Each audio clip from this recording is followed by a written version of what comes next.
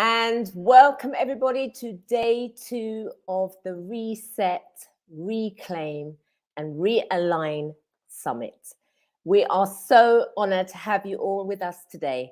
Yesterday was an amazing first day. We had powerful speakers from all over sharing nuggets with you.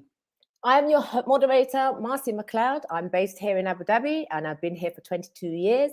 And for those of you who had logged on yesterday, you all have heard my story. For those of you who are new today, we welcome you with open arms and never fear, you won't have missed out because the recording will be sent in the comments later. So yesterday, who do we have? We had yours truly, where I talked about purpose and what that means. Are you living your true purpose? Are you doing something that you love, or are you living the life that others think you should be living? And then we had the wonderful Lydia Andrews, where she talked about gaining financial freedom, working on financial independence, carving out your future. We can't leave anything to chance. And then, of course, we had Cordelia Henry, where she was dropping pearls of wisdom and talking about how we can really maximize on our connections. We need to be sharing and making and building and empowering each other and being intentional about that. So I want to find out who we have on with us today. I can't see it, just bear with me, just check my comments. There's anyone on here at the moment? Yes, we have S. McPherson. Where are you tuning in from, S. McPherson? So yesterday was, as I said, a fabulous opportunity for us to connect, network, and to share some golden nuggets. You know, it's a new year, new things. It's 2022, and we cannot go into this new year in the way that we were before. So I want you guys to grab your coffees, grab your teas, or maybe something a little bit stronger, and to get ready for this amazing adventure of day 2. So you're tuning in from Dubai, S. McPherson. Fantastic. And we have Akua also. Amazing. Thank you for joining us, because without you, this wouldn't be possible. Fantastic. So, as I said before, we have an amazing lineup of women today. Most of the women that will be speaking today, I actually know personally. So I'm truly honored to be able to, be here and to empower them to speak and share their stories. So first of all, we will have the beautiful Kai Charles, who's also the brainchild behind Black Girl in Dubai. I met Kai, I think now probably 3 or 4 years ago, and she has actually been in the UAE for 5 years. And honestly, she is an inspiration, beautiful soul. She's someone who is a natural connector, multifaceted, and is all about building communities. And this is the ethos of Black Girl in Dubai.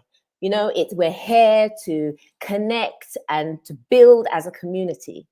We don't need to do life alone, and it takes a village. If you would like to know more about what Black Girl in Dubai does, click on the link that will be available to you in the comments, and hit us up, network, connect, collaborate. It's all about growing together.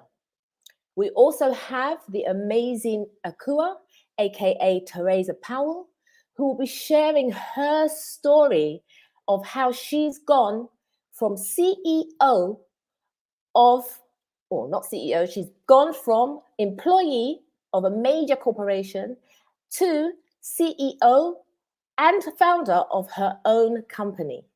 These are women who are sharing their real stories, their real struggles, the ups, the downs, the lows, the highs. We share because we want you to know it is possible. It is possible to fulfill your dreams if you put your mind to it. And these women today are going to show you how that is possible.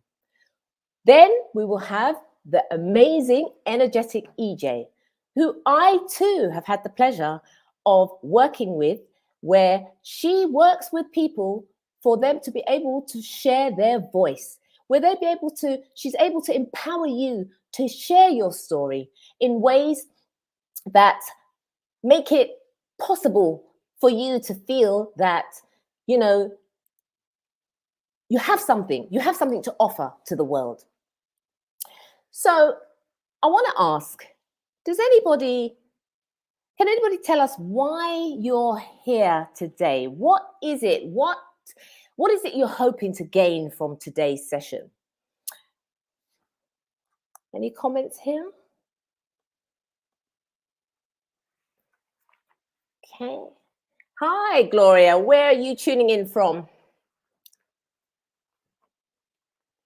Great to have you on board. I believe you were on board yesterday, and I know that you were able to see many of the golden nuggets that were dropped. In particular, I know you were inspired by Lydia Andrews, who talked about financial freedom. Yes, how's the weather over there in Canada, Gloria? Yes, Akua, you're looking for inspiration. Fantastic. And that is something you're definitely going to get here today. We are here to inspire you all. We are here to share our stories for you to know that it's possible. Oh, I'm sorry, Gloria. I'm sorry to hear that it's cold. It's certainly not too warm here. So if that's any consolation for you. S. McPherson, you're here for the empowerment and the community. For sure. We are better together. We don't have to do life alone. And that's definitely something I have learnt just by living here and tapping into different cultures, different communities. I've realized that I don't have to struggle. As Cordelia shared yesterday about being intentional with our networks, finding 5 people that have different strings that they can bring to your world, to your vision. I personally worked with Cordelia a few years ago when I was embarking on a mission to write my book, and it made me look at my friendship circle. Okay, I looked at, okay, I know lots of people and I have lots of friends, but am I actually utilizing my friends to the best of my abilities? And so by being able to understand which friends were good at which things, I was able to tap into their expertise, and they were able to support me to fulfilling my dream. So it is all about empowerment and community. So I want to make sure that everyone that's tuned in right now has their notepads, their pens, their tea, their coffee, because in a few minutes, we're going to be bringing up the wonderful Kai Charles. And she will be sharing how you can build your confidence. She's going to share her journey of what has brought her to this point today and how she has navigated through some of her challenges to unleash the confidence that she now has and that she wants to impart with other people. I'm super, super excited because for me personally, just being able to watch my sisters grow, not only professionally, but, on a personal level, it's a beautiful thing to watch. And this is what we want for all of you. We want all of you to be able to be inspired today, to walk away, to share with a friend. And talking of sharing with a friend, if you're on here and you feel that this is something that one of your friends may need to hear today, share with a friend. Tell a friend to tell a friend. Okay? Knowledge is free, and we want you to have this knowledge. You may learn something today that you'll be able to take on and progress in your life. Now, why would you want to keep that to yourself? So you click on the link, share it with your friends, make sure that they're on, make sure that they're partaking. As Kai said yesterday, this is one of the best gifts that you'll be able to give anyone, sharing knowledge. Well, I think I just want to see if there's any other comments in here or anybody would like to add anything or to say anything. I can see that Gloria is saying she's cold. Anybody else? Anyone else? Anyone would like to tell us where they're from, where they're tuning in from? If anyone was on yesterday, what nuggets they took away, what's brought them back here today? What are they looking forward to? What are you hoping to gain from being on here? Please share in the comments. We want to encourage you to connect and to communicate and to share your thoughts with us today.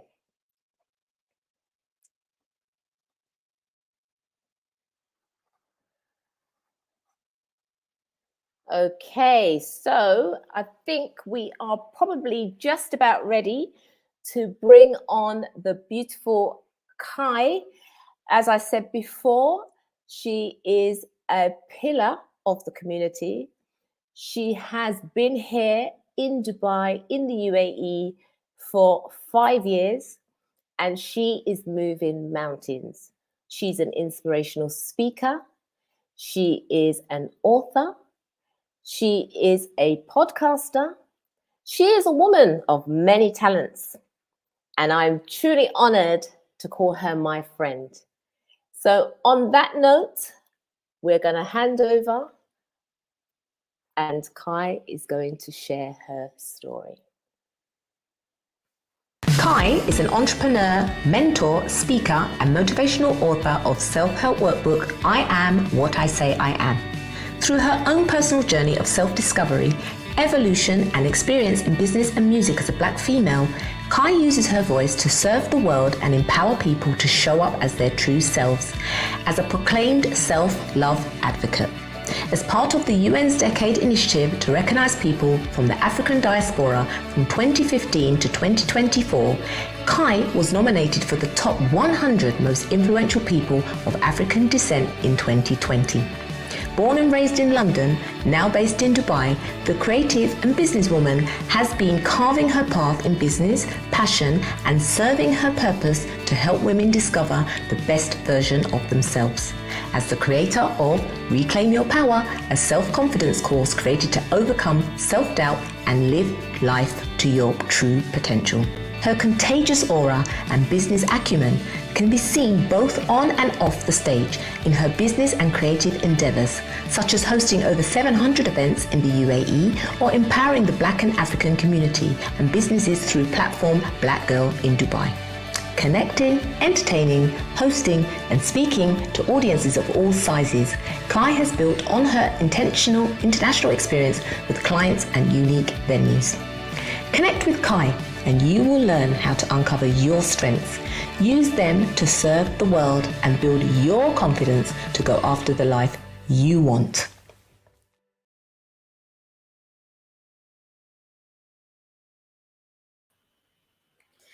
Hello, hello. Thank you so much for that lovely introduction, Marcia. And hello to you watching. I do see there are some familiar faces who have joined. They were here yesterday. And for those of you who are just tuning in today, hello. I'm so excited because I've got lots to share. And I was actually a little bit emotional this morning just because I wanted to add some photos and I didn't find the ones I was looking for, but I came across some real gems. And yeah, I can't wait to share it with you all today. So I am going to be talking about how to build unstoppable confidence and just show up as your authentic self. And as Marcia mentioned, we did meet a couple of years ago, and I think by that time I had already started on this journey anyway, but there's definitely been so many nuggets that I've picked up along the way through that friendship, but I just want to share as much as I can with you here today and hopefully inspire you, and maybe there's lots more that can happen after this live stream. So if you haven't already, sit back, relax, but if you need to, grab a pen and paper because there will be some stuff in here you'll want to note down for yourself. So, unstoppable you, finding your passion and building your confidence. In case you want to get in touch, let's do the little screenshot thing now as well. This might be a good time. This will come back a little bit later, but just so you don't forget, this is a great time to put down the places that you can find me. So I just want to ask you a couple of questions. Now, obviously you're here today and we're very, very grateful, but why are you here now? And where are you in your journey? Now, if you just take a moment to think, even if it is something that you feel like you've talked about or addressed recently, of course, it's the new year and we're kind of, I don't know, some people are already having January blues and on a bit of a low, but maybe you're still feeling great, you're feeling high. But let's just take stock of that to see where you actually are. Are you happy? Are you lost? Do you need a bit of direction? Are things just moving too quickly with so many almost newsflash updates from all around the world, whether it's politics and things going on with work? Just have a moment. I'm going to pause, but I want you to think about where you are. And perhaps you're even wondering why everybody else seems to have it figured out except you. So let's just pause and have a think.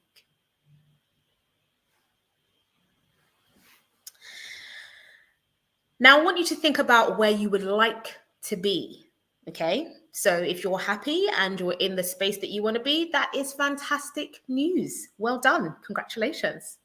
But if there's still something that you're striving towards, of course, many of us have goals and dreams and visions that we still want to work towards, which is absolutely fine. But I want you to really allow yourself to dream, to think bigger.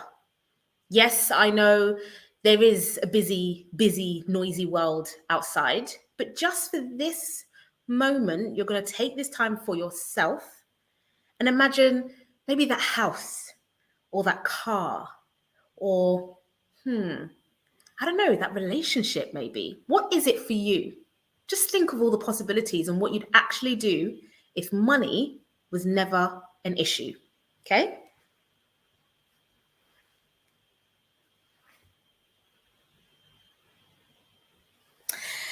Now, I want you to keep this idea and vision that you have in your mind. Maybe even note it down if you've got pen and paper, because we're going to come back to that a bit later.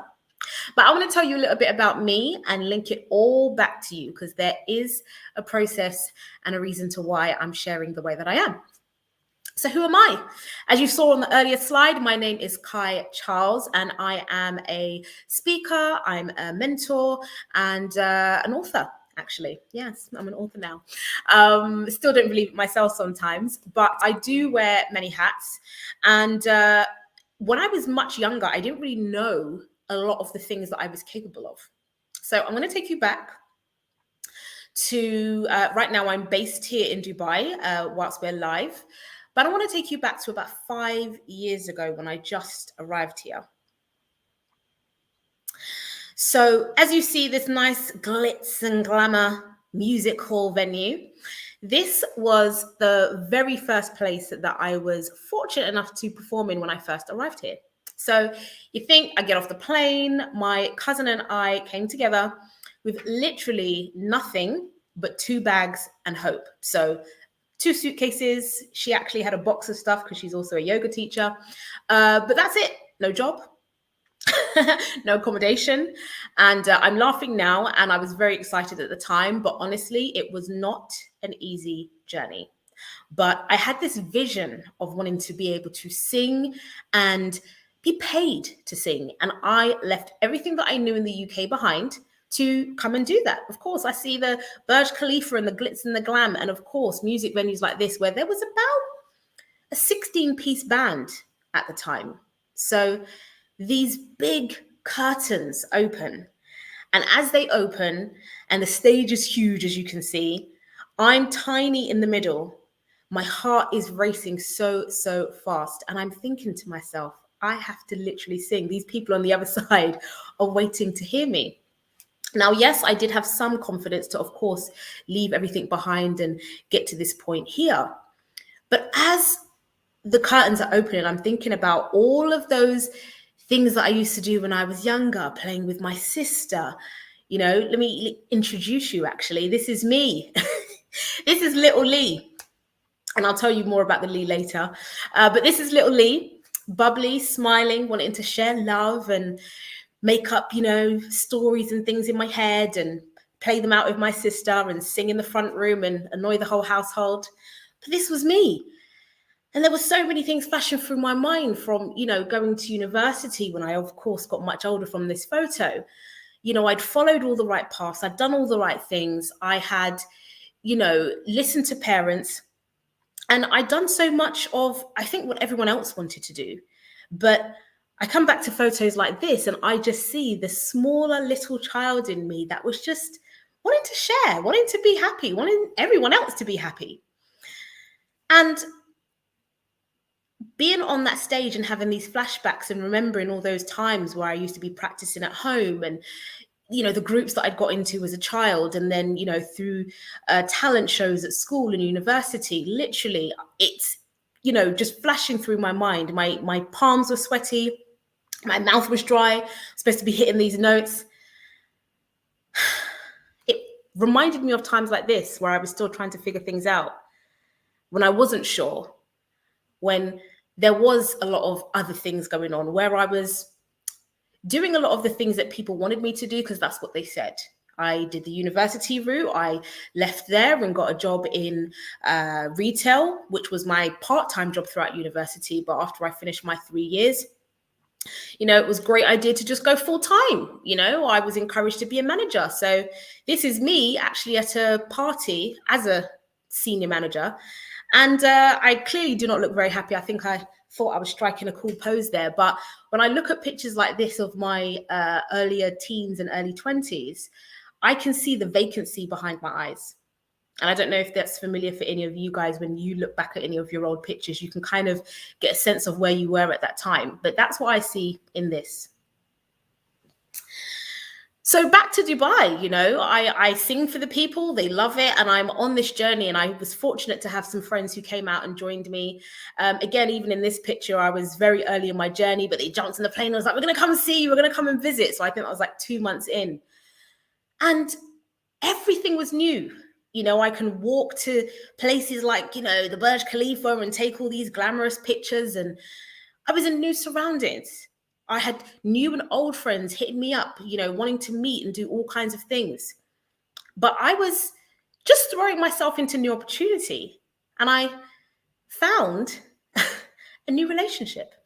I was not dating in the sense that I would like back in the UK. And so when I moved here and found all these new opportunities, the new venues, the new agents, the new contacts, the new relationship was another thing that I was like, wow, why did I not do this sooner? So I get into this and I meet a very, very charming man by the name of Romeo Pinocchio. We'll call him that, okay? And by the name, you can tell that he was very charming, had a very deep voice. And with this deep voice, he would say nice things like, you know, you look hot today. You know, I like the way your skin looks, and I like this and I like that. And did you drink your water? You know, have you worked out? Have you been learning those songs? Because he too was also a musician. And I felt great because, like the very friends in this photo who'd come out to see me, they were also very well-rounded and grounded, and they were also into music. And I thought, I found friends and people that are like my people away from home.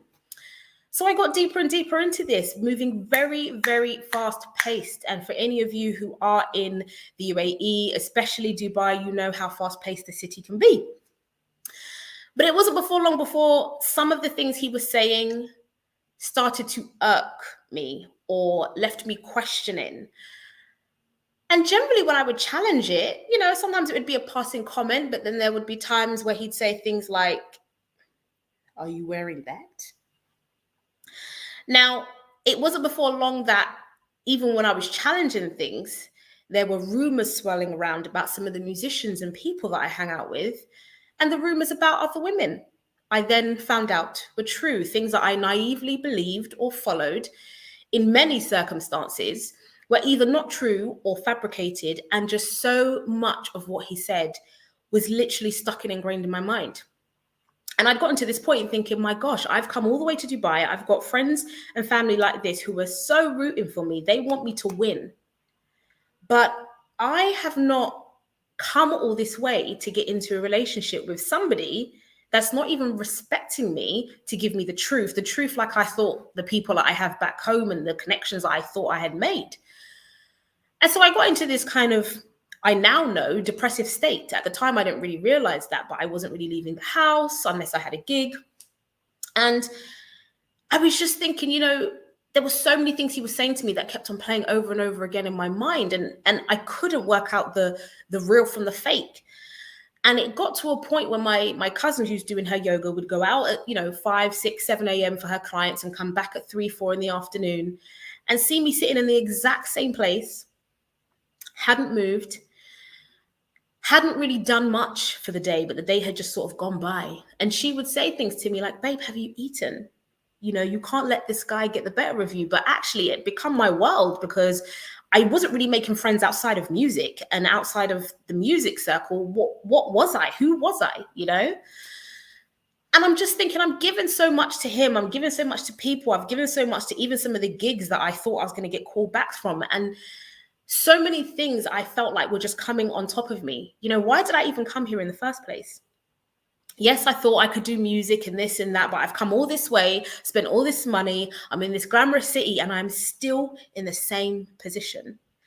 And I think it'd been about 2 or 3 months where I'd been talking to myself very, very negatively. I'd been putting myself down and almost knowing it at the time because it's like, well, that's it. Same old, very medium, very average. What did you expect? And this went on and on and on. And as I said, my cousin would keep seeing me. I'm in this very dark space, not really saying much or doing much, can't be bothered. And then one day it hit me because I started saying things to myself like, why is this happening to me again? When I was back in London and this happened and I was doing this music and blah, blah, blah, blah, blah. And as I'm talking to myself, I'm realizing the key thing I actually said was, again, because when I was in London or at university and all these scenarios, like when I used to work in retail, I'm thinking these very same feelings that I'm feeling right now in a new home, in a new country, in new scenarios with new people. Something literally was like a penny drop light bulb moment because it wasn't specifically the guy, although to be honest, even Marcia and quite a few friends that I've met here, I always say to them, we're going to need a bottle of wine to actually go into the details of what happened to me and I suppose for me, because I'm here now sharing with you. But at the time, it was a very, very toxic, manipulative relationship. And when I actually called out my ex at the time, he'd say things like, well, I'm a man. What do you expect? So, of course, I'm blaming myself again, but when I started to realize that actually I had allowed him to talk to me in a certain way, I had allowed him to get out of conversations or arguments or things that I knew needed more discussion, but we couldn't talk because, perhaps we were about to go to a gig or speak to an agent. All of these things, I was realizing that I'd actually let them happen. And when I started thinking back to even these very 2 people in the picture, I've done so much stuff before I came to Dubai, before I was posing in front of the Burj Khalifa. I had released music. I had, of course, gone to university. I'd had great jobs and positions before giving all of that up to come here. When did I forget this? And so as I literally have this light bulb moment, I remember literally where I was in the front room.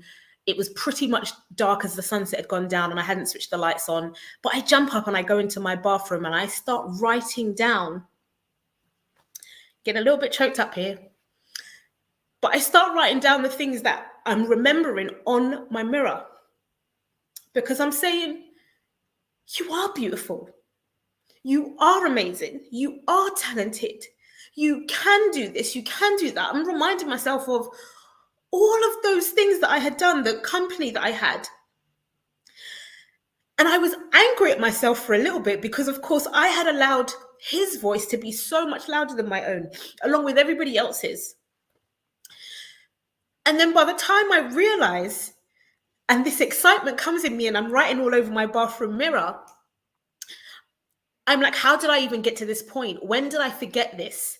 I need to remember it. And that's why it was literally a marker pen capital letters all over my mirror. I could barely see to do any makeup. I'd have to literally do my makeup in the tiny corners because I needed some way, I didn't know how, but I needed to remind myself.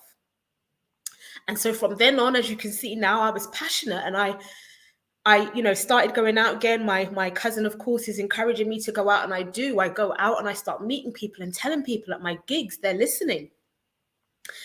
And I actually meet someone who introduced me to my former business partner. And he was promoting events at the time. Sorry, I'm trying to compose myself because I'm finding this hilarious, but it really is getting to me. I think it's the pictures that I saw earlier, so bear with me. But I meet this guy, and we'll call him the guy from Denmark. And for those of you watching who know me personally, you know who, why, and where. So the guy from Denmark, is like, you're great at talking to people. Why don't you host some events with me and promote these restaurants? And at the time, I'm thinking, God, I need it. I need the gigs. I need this extra side hustle. So sure, I'm in. If you want me to talk to people and I get free food promoting restaurants, of course. But that in itself was such a big thing because people are like, so why is the food free? What's the catch here? And who are you? What do you do? Do you work for the restaurant? Like, what's the catch here? So I'm just telling people, listen, come in, buy some drinks, have a good time. Oh, and you know what? You should meet and talk to this person. And it's, literally as I'm saying it to you like this, I would see people or meet them and they tell me what they do. And I just say, oh, do you know what? I just met someone who told me, come meet this person. Anyway, before you knew it, I'm getting out there and, I'm going home to my cousin. I'm telling her I'm so frustrated because I'm going to do these events, which I did not come here to do. And I want to do the gigs. And it's just taking up so much of my time because this then became once, twice a week to then 6 times a week. So I was out 6 times a week doing all the talking and the eating and the free fooding. Yes, I know the food was free, but I wasn't always enjoying it because it wasn't food that I ate. And then another light bulb moment comes to me because I'm like, all my friends back home, I remember them telling me I talk too much. But actually, people here think that I don't talk too much. Do I talk too much? Maybe I do talk too much. No, they don't say that. They think I'm great. They think I'm great if I'm on the stage. They think I'm great when I'm just at a restaurant. Light bulb moment. I'm doing what I've always been told I should be doing. Using my voice.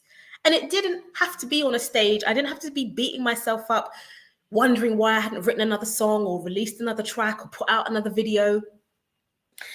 And I want you to think if you perhaps are doing this to yourself, where people are giving you all these compliments and you're throwing it out the window because you think, oh, that's not for me. I'm supposed to be doing this. Nah, she's not talking to me. She says I'm beautiful. She says I've got this nice top, but can't be that nice. People were literally telling me this, and it got to me complaining and ranting to my cousin one day where I literally had like a brick wall hit me, where I was like, my God, this is easy. I mean, it was effort, don't get me wrong, being out 6 days a week, very, very energy consuming. However, I was doing it so naturally, and I realized that people sometimes hated talking to strangers, and I just did it naturally. And it boosted my confidence. And of course, the more that I'm telling people what I do, the more that I tell people the things that I've come across and the revelations I'm having, they're loving it. The more I'm sharing with my friends and family back home, there were 2, a guy and a girl, who were going through very different situations. They didn't know each other, but they're sending me voice notes here, assuming that I'm in the glitz and the glam and everything's perfect and I'm not in this, toxic/abusive relationship, which I'm not going to go into now, but I was. And even I think if there's anyone who knows me listening, if you've met me after that relationship, a lot of people go, oh, I don't really think that would have been you. And even friends and family back home, I didn't want to tell them how bad things got because I didn't want them to worry about me. So I, of course, told them things were fine because generally I was fine, but my mental health was not at all. Oh, God, how am I going to get through this? So I tell everyone, and I'm now journaling, I'm now meditating, I'm now reminding myself and, reciting the things that's on my mirror. And the 2 friends who are voice noting me at different times, nothing to do with each other, are also telling me the things that they're telling themselves. And thankfully, actually, both of them were over their depressive states at the time, but were, of course, still struggling with certain things. And so I, of course, told them what I'm doing. And it literally compelled me to get it out.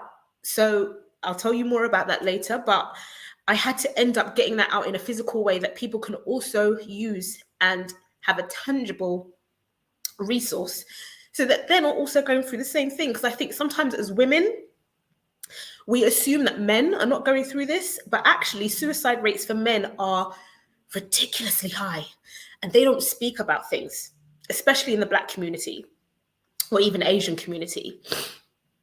Oh my goodness. So I started getting back to me.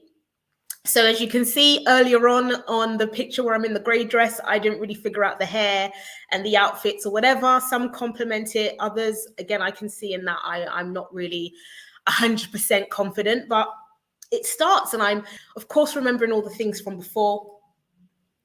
And here I get to this point where, with the journaling, with the events, me understanding that I need to use my voice for so many more things than just being on a stage.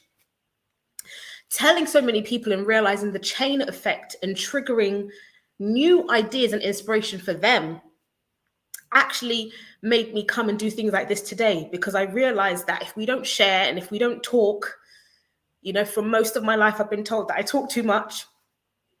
But if we keep internalizing those things and we allow so many other people to be in our heads and live there literally rent free, because once they've said it, it's gone. But it's us who are bringing it back and reliving it and having it in our subconscious often, that we've sometimes suppressed and we've blocked out of our minds. But when it's just you on your own, what are you saying to yourself? Really think about that. When it's just you and no one else, when the radio's not on, it's interesting, actually. Marcia and I did a podcast about a year and some ago, and there was an Asian friend of ours who we were interviewing, and he was talking about it in the Asian community. And of course, he's a guy, so it was difficult for him to express, but he talked about playing a lot of music and tracks to block out the distractions and other thoughts he had in his head. And he knew he was doing it. It wasn't a thing that he did subconsciously. He knew he was doing it, but even it made me think about the times when I'm having so many distractions and waiting for someone else's comments or approval or applause before I do something, and go, okay, if they said it's good, it must be good, because they've been here longer than me. And that's exactly what I did with my former partner, because I thought, well, he's been here longer. He must know what's appropriate. He must know what's great in music because he's from the States. He must know. I had this pedestal and hierarchy for everybody else except myself. I didn't even place myself anywhere, to be honest. So a lot of my old pictures, when I look back, I know where I was at that time. And for those who have met me now, they're kind of like, well, I don't really understand how you weren't this person. The change literally was that I understood myself. I understood myself, and I started to realize the very things that has always been in me are the very things that I need to give to others. And it's not about pressuring myself to write a song. It's not about pressuring myself to do anything. It's about just being, showing up, actually.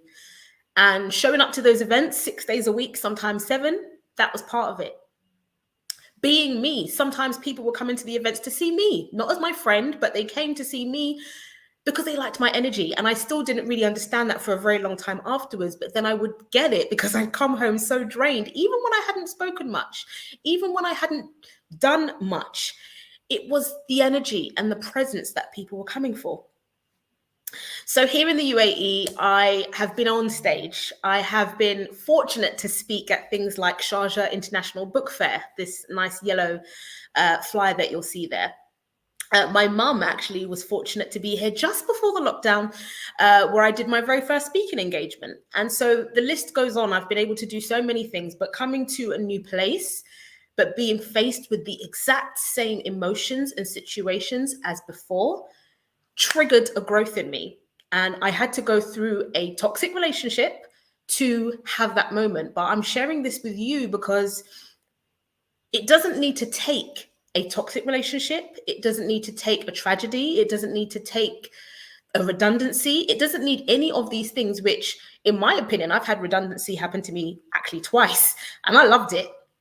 I was actually quite early in my career stages, straight after university, but at different points in people's lives when they've gone through redundancy, of course, I'm not comparing anyone's lifestyles or choices or obviously employment. But what I am saying is sometimes you can turn, as Marcia says, the pain into champagne, because there are facts that will remain.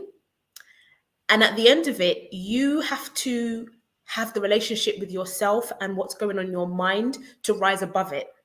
No one's saying it needs to look pretty or shiny or glossy. It needs to look like what it needs to look like for you. And if that's crying sometimes, if that is having a meltdown, whatever it looks like, being aware of where you are and acknowledging your feelings is key. Because when you don't know what you don't know, fine, okay? You do as best as you can until you know better. But when you actually know better and you're aware of your behaviors, you can start to make the changes. You can start to overcome. You can start to make contacts. You can start to release and let go and shed. So I share this with you because it was such a light bulb moment. And sometimes it was, for me, the easiest of things that was staring me in the face the entire time, but I just wasn't doing. So I ask you, who are you? We get asked this all the time when we go to networking events, or, we're in a job and someone says, oh, what do you do? Blah, blah, blah, blah. I mean, at the moment, so many of our titles have changed during the pandemic, right? So you're now working remotely and you're doing this, you're doing that. You're just trying to keep your sanity. But pause all of that for a second. Focus right now. Give yourself this next 5-10 minutes to literally think and ponder whilst I'm talking, if you can multitask. Or pause this video. If you're watching the replay later, you might actually need to pause it and come back. But right now, whilst we're live, I want you to think, who are you? Who are you? What is it that you want? What is it that you're allowing to take control of your life? What is it that you're putting the needs of, like your needs, their needs, everyone else's? Who are you? I want to remind you and encourage you, because you are not here by accident. There is only one of you, and it's literally 110% your duty to figure out what your purpose is and serve the world.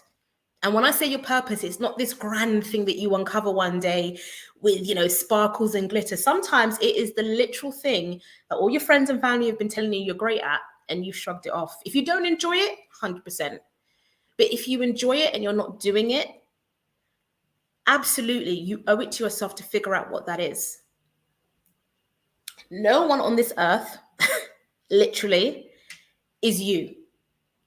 You are the only version of you. There is one of one on this earth right now, and you are here for a limited time, and you have to figure it out. Now, that's not to put the pressure on, but it's just to kind of wake you up.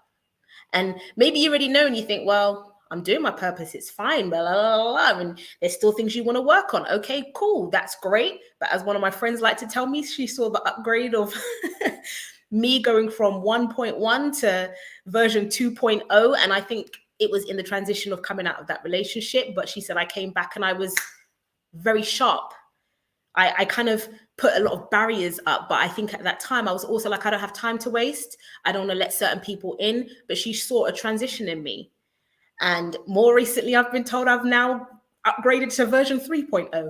So I say that with all jokes aside, but honestly, for yourself, you have to remember that you are one of one, okay? You're the only one with your fingerprint. You're the only one with your iris. You're the only one with your DNA. There may be very many similarities, of course, with family or, a stranger on the other side of the world who looks almost identical to you. But guess what? It's your fingerprint and your DNA that makes you you. And no one can walk the walk, talk the talk. No one can know what's inside your head except you. And when that light bulb moment goes off for you, you walk with a different air of confidence.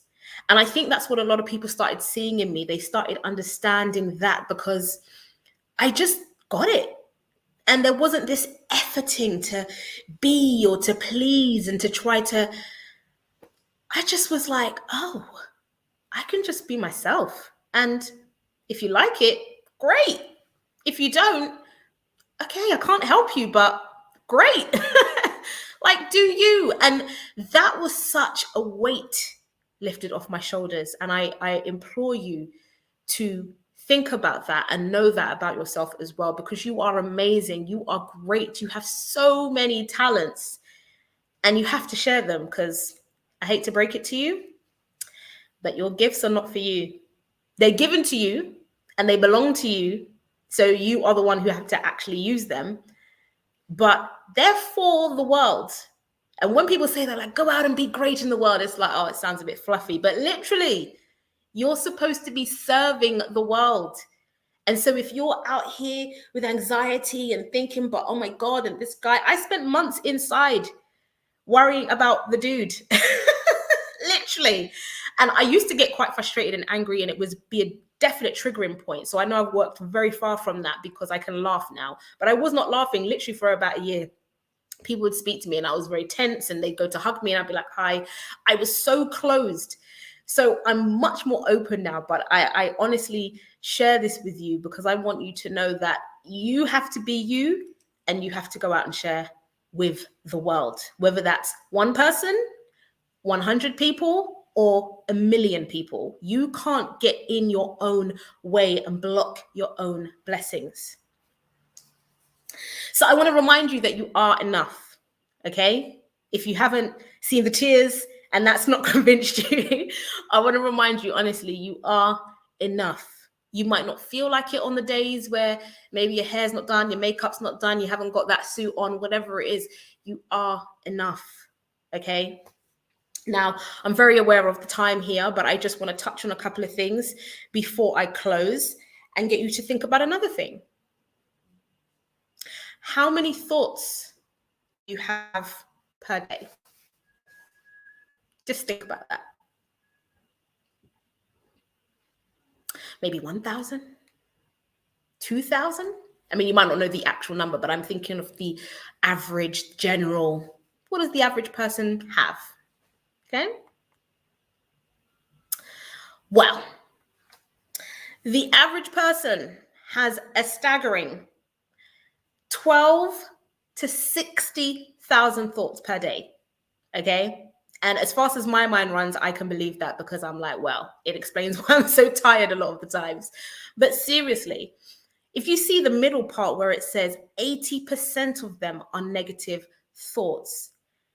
Again, when I first learned some of these things, it was mind-blowing, because I'm like, right, I see. When people say positive affirmations and they're talking about being uplifting, and this is why, because if you don't check this and check yourself, and nobody else checks you, then you've got 80% on average negative thoughts running through your mind every single day.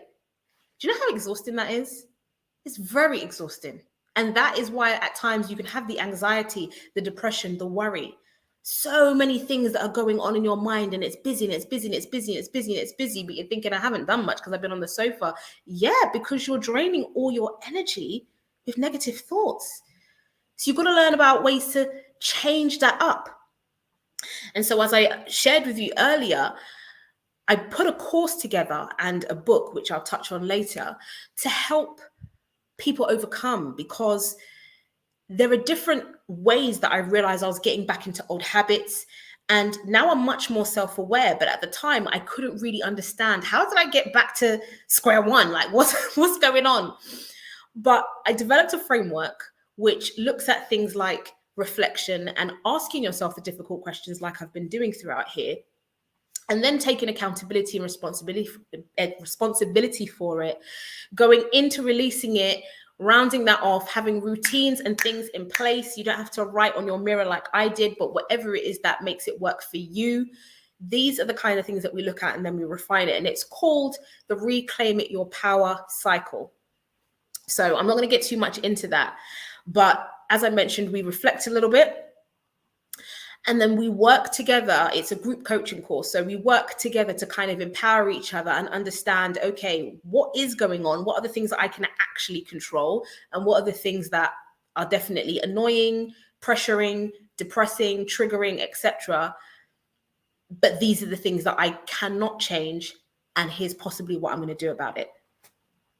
So I want you to have a little think about who or what you've been giving your power to. Maybe that is the pandemic and you've been watching the news every day with the statistics and the vaccines or whatever it may be. No judgment, but just an awareness of where your attention is going. Maybe it's someone in your household, someone at your workplace. Maybe it's your next door neighbor who's driving you crazy. Who are you giving your power and your energy to? Okay. I told you you're going to need pen and paper, didn't I? So throughout the 6-week workshop, we look at things like your fuel. And as you can see here, we talk about your food, your unit, your environment, the things you're listening to, because all of this is what's fueling you. Okay, it's not just what you're eating. And of course, I know you're not a car, but you put the right fuel into a car to make it perform the best. This is exactly what you need to do for yourself. This is the type of self-care we look at. Of course, our environment at the moment is bombarded daily with some sort of ridiculous politics or celebrity news, and of course, our lovely friend pandemic. But I want you to think about the things that might be distorting your view, you know, the view that you have of yourself. Because if you go back to the little you, and the reason why it was little Lee actually is because my government name is actually Leanne. Kai is a stage name. And when I first got here and started doing the events with hundreds of people a week, because it was literally 1-2 days, fast forward very quickly to 6 days a week, and the change of people literally every day was like a revolving door. So I've made some fantastic friendships and leveraged those, but most of those people met me as Kai, so that's where the stage name comes from. But think back to your little self, okay? Because if you think back to your little self and you talk to that person, are you looking after him or her? Are you having things that are giving you a distorted view compared to the little Bob or the little Jane? Just have a think about that, because I'm sure if you go back to your little self, or if you've got any pictures or baby pictures or whatever, you'll be able to see that that child, I don't know, maybe it was an up and down childhood, maybe it was a happy childhood, but there was something in there before all of this other stuff, you know? So think about what's distorting that view. Because life absolutely is a game, and you've got to play it to win, okay? And that's not to say that every day is going to be about laughing or games or jokes, but we need to find ways to hack the system. We need to find ways to have coping mechanisms and perform at our best, to show up in the world as our best and build our confidence. Because when you do that, you feel amazing. And I'm not saying that every day is a bed of roses, but what I am saying is you can go to bed at night at least knowing that you've made decisions that you felt are right for you, not for this person, not for that person, or whoever has an opinion. Everyone has an opinion, because talk is cheap. They're going to talk if you're doing good. They're going to talk if you're not. So let people talk, and you just have to focus on what you believe. And that at least will solve some of the problems. And everything else, well, there's a strategy to tackle that. And hopefully, as we build on this journey, whether we work together, you know, whether we connect in the comments, whatever it may be, we can find ways to tackle life and play it to win, because it's like a game. And the time is, of course, now. I don't know if any of you guys feel like it, but it's 2022, and I feel like 6 months has just vanished. Like, where was last summer? So you are in control of your life and your mind. Don't forget that, okay? There are external forces, but you are in control of what you consume. And you can choose to consume some things, or you can take them out. So you might want to take a quick screenshot or screen grab of this, or of course, if you are watching the replay, you might want to pause and take this, because these are some really cool things that you can do to perk up your mood if you ever find that you're in a bit of a rut, hopefully not for too long, or if you're in a bit of a frustrating situation. There are natural things like going for a walk, getting out into some sunlight that gives us the same chemicals and releases of energy that happy pills, I suppose, give you as well.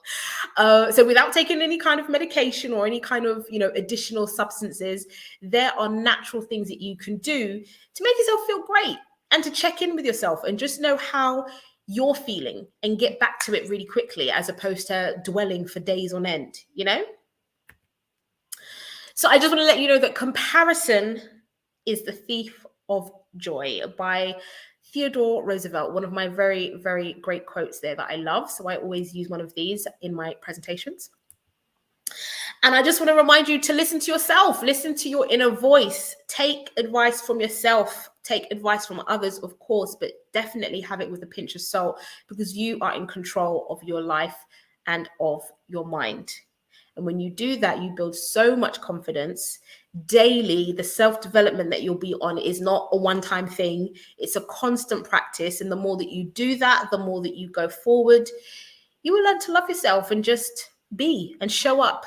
And every time you're doing that, you're shining and presenting and being so great that it literally is contagious to other people. And you inspire others, people that you probably may never even speak to, but they see you, they hear you, they feel you, and they are rooting for you.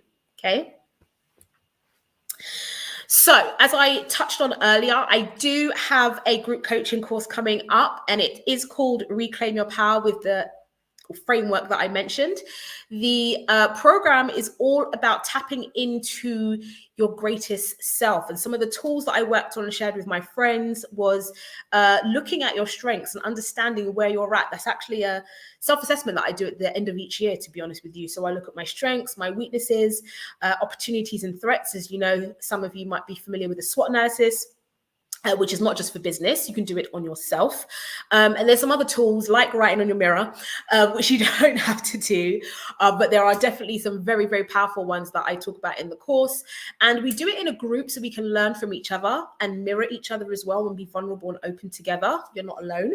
And the next one is starting on the 7th of February. So if you are interested, we'll look at tackling your self-doubt, negative thoughts, and how to overcome and affirm the greatest person within you. This is for you if you are feeling lost at the moment. This is definitely for you if you're feeling a little bit confused, or perhaps you're not lost or confused, but you're definitely struggling with mental health, and you know that there are some unkind things that you're saying to yourself. And sometimes that's not even easy to admit, because I've even had conversations, and I suppose many years ago, I wouldn't admit to people that I talk to myself. I think now self-help, mental health is very much a buzzword in the last couple of years, thanks to the pandemic, actually, because it's been quite taboo in some areas. But if you're still perhaps struggling to even admit that you do have dark thoughts, this could be for you, because it's a place where we openly talk about it, actually, and sometimes joke about the things that we say to ourselves in the mirror, whether it's a good thing or a funny thing or whatever. It's a safe space. But if you want to build your confidence up, if you are not quite sure what you enjoy anymore, if you've kind of lost yourself along the way and you're just doing what everyone else wants, and you've literally got no idea what makes you happy, we've got tools for that. So for the next 48 hours, there is an amazing early bird offer. So if you are watching this live, snap this down as well, and do get in touch with me so we can have a talk. If you get in touch with me on Instagram, at I am simply Kai, in my link in the bio, you are able to book a discovery call with me. It's 30 minutes free, and we can have a chat. I may be able to work with you, and vice versa. We can complement each other, or perhaps it's not something that might work. However, I am definitely here to open and share, as you've seen. Hopefully it won't be another tearful session, but I'm here to listen to you and find out where you're at. And of course, if I can help, I will, and direct you in the right place. If not, then I will definitely point you in the right direction. Perhaps you might want to go to a therapist and have deeper counseling and things for some deeper traumas that you need to work on and have healed. But the point is, it's about talking and opening up the dialogue and the channels, and then getting steered into the right direction. If I'm the right one, and if this program is for you, then let's do it, because the time is now. And before you know it, it's going to be Easter, and we will literally be here thinking, how did I get here? Guilty. I've done that many times. So if you have taken a snapshot of that, great. If not, I'll give you another few seconds. Okay.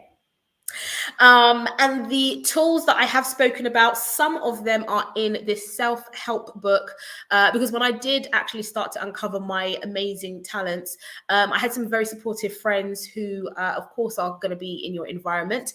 And we do talk about that in the course, but I had two of them support me, and one in particular who was amazing at helping this workbook come together. So it's available on Amazon. I Am What I Say I Am, and it's a simple guide and workbook that helps you to tap into your self-doubt and gives you some tools like free affirmations that you can recite, or even a page where you can write your own affirmations and stick that on a wall and use that as daily guidance to really start to have different routine to make a change. So perhaps the course isn't for you, or it's a little bit out of budget at this moment, or you're not able to commit at this time, but this workbook is flexible and available at Amazon.com, Amazon.co.uk, and most platforms around the world. You can get it delivered to you worldwide. So you can check that out. And it's also on Kindle. So if you are one who doesn't want the hard copy version, you can get onto the device. And that is actually me. And exhale. So thank you so much for listening. I have been your speaker for the last maybe 45 minutes.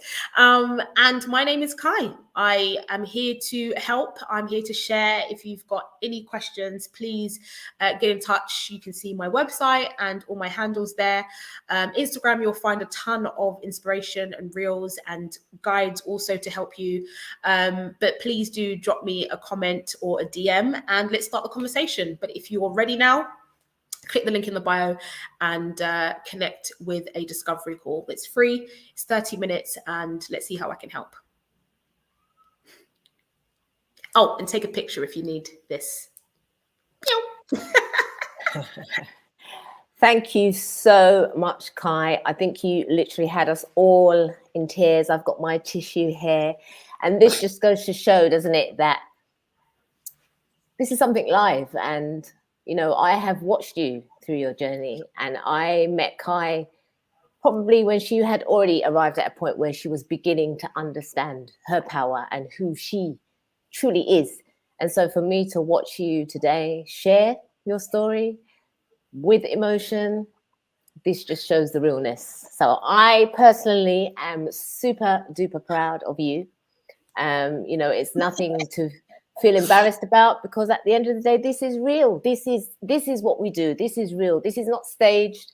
These are real people talking about real experiences and real stories, and how they have taken those real stories and turned them around to help others. As you said, quite rightly so, you know, we have God-given gifts and talents, but they're not just for us, you know. And I know in the conversations we've had, you know, you've talked about the fact that you're so multifaceted and that you don't need to be boxed into one thing. We've had many, many conversations where you've struggled because people want to see you as one thing. No, you're not one thing. You are many things, and you do it well. And so why not celebrate that? So amazing. Thank you so much. And we've had some fantastic comments of people wanting to hug you, people wanting to send you virtual tissues. I'm like, I don't have tissue. Like, I'm looking around, I'm thinking, well, where's my tissue box? I've moved it, ironically, because I'm like, I'm not going to need that, clearly. But now I'm thinking, what does my makeup look like? I'm trying to read the comments. Yeah, I mean, it's very, very powerful story. You know, for me, as I listened, and you know, there were a couple of things, but at what point did you feel you were ready to actually share your story? Because obviously, from today, you can see it's still something that is it's painful. It's something that goes deep. And so what was the shift? When did you feel ready that you could actually share that with the world? Do you know what? It's funny because right now I wouldn't even say that it's tears of pain. And it's great that you mentioned it, because it used to be. very much. And I'm definitely not embarrassed right now. I'm literally just thinking, I feel so warm. Like I have flutters and stuff and I don't have the tissues. That's what's going through my mind. But they're honestly tears of joy. And that sounds maybe even a bit cheesy, but it's the relief, because I'd said to you before we got on, when I looked at those pictures, I was like, I don't really even look back at those very often. What I see is a lot more of them the last, maybe, I don't know, 6-7 years. You know, people say happy birthday, Merry Christmas, all that stuff. So I've seen people recently even going back home, but looking at my old pictures where I was actually smiling in most of them, but I know that I was lost. And every year I used to tell my friends, it's that time again. I feel odd. Didn't know what it was. So now it feels like such a release, actually, and they're happy tears.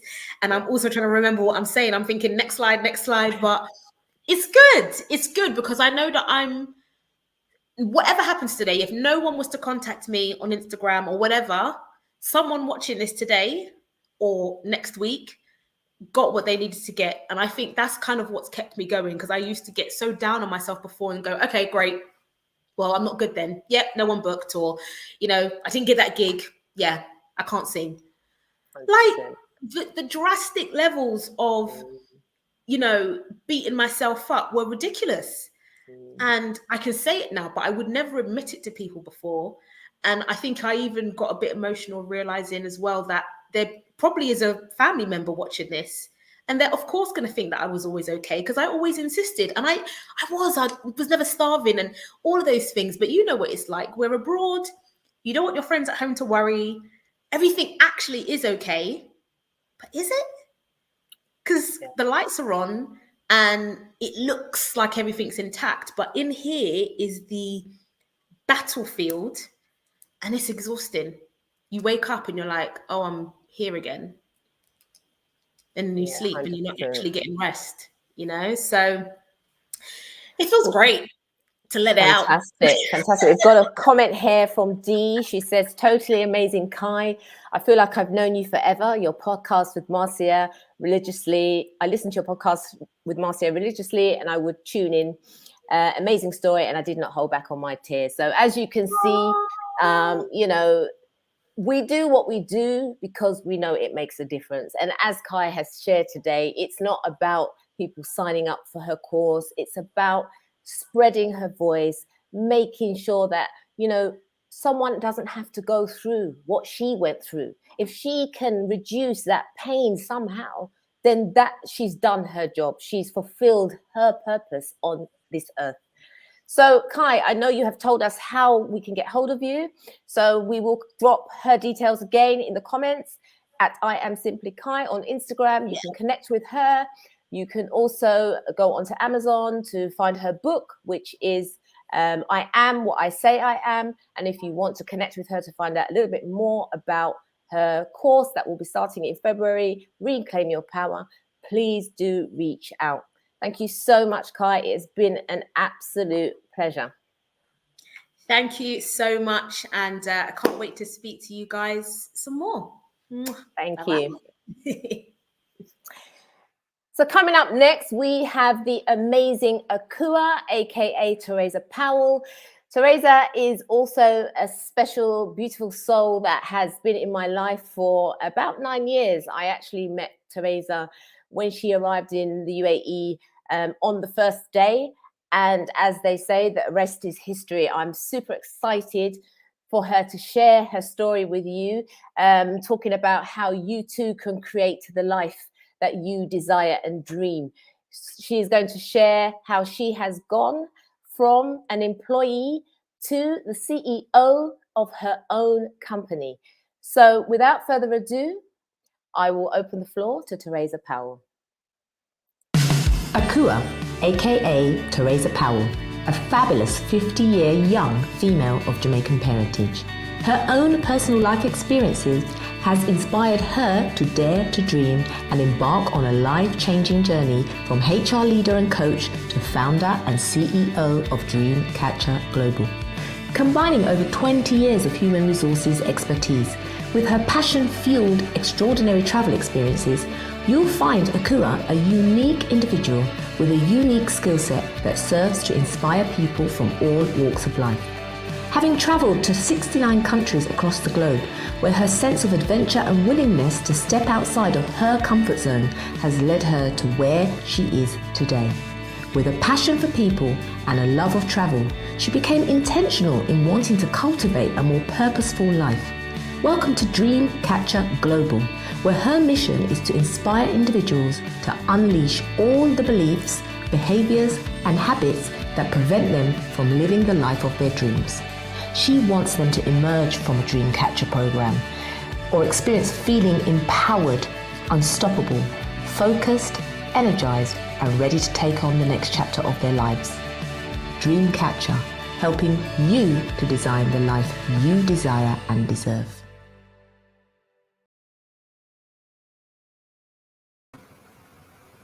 Wow, hello. Wow. That is a manifestation right there, seeing those words on the screen and hearing Marcia's beautiful voice give me an intro. So I just want to say hello, everyone, from wherever you're in the world. Good morning, good afternoon, and good evening. And I'm just really humbled to be here, to be honest. I feel so very privileged, and I want to say thank you to both Kai and Marcia for giving me this opportunity to share my story and this wonderful journey of transformation that I'm currently in. So I just want to start off by saying that I'm feeling great, and I'm having to contain myself because I am full of energy right now, and I'm always full of energy, and I like to move around, and ideally I'd be in a room with you all, standing up and feeling your energy too. But we've got to make this work over Zoom, and it means that, of course, and I say Zoom, this live stream, but that also gives an opportunity for people to of course join us from all over the world. So let's embrace that and be thankful for that. So I'm going to share a little bit about my story today, but I want to start by saying that for me, we embark on a new year, but definitely 2021 was an epic year for me, and I would say that I call it the year of 50, but it's probably been the best year of my entire life, and I'll share a little bit more about that in a second. So I have put some slides together, and the sort of person that I am, I may well sort of veer off them a bit because I just want to passionately share with you today. But please, I also want to feel that interaction. So please drop into the comments as well. And with no further ado, let's start off by letting you know a little bit about what I'm going to talk about today. And I want to just talk to you a bit about creating the life you desire and deserve. I hope you are able to see my slides here. Perfect. There you go. So first of all, I've been introduced as Akua, and there's been this AKA Teresa Powell, and you're all wondering, well, what was all that about? And that is part of my journey. That is part of my new beginning. And as I go through, I'm going to explain to you a bit about why I love to be called Akua and why I believe that's kind of more fitting for me where I am in my life. But I think most importantly, I want to kind of give you a sense of what today is all about. And in doing that, I've come across this quote from somebody called William James. And the quote basically says, "The greatest discovery of our generation is that human beings can alter their lives by altering their attitudes of mind.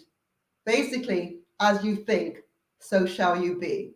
So with that in mind, I just want you to think about this slide, think about what it said, and I want you to hold this as I walk you through my story. And I want you to also hold this and take it with you when I finish my presentation to you and my story, because this is such a powerful thing to know, and it basically is very much life-changing.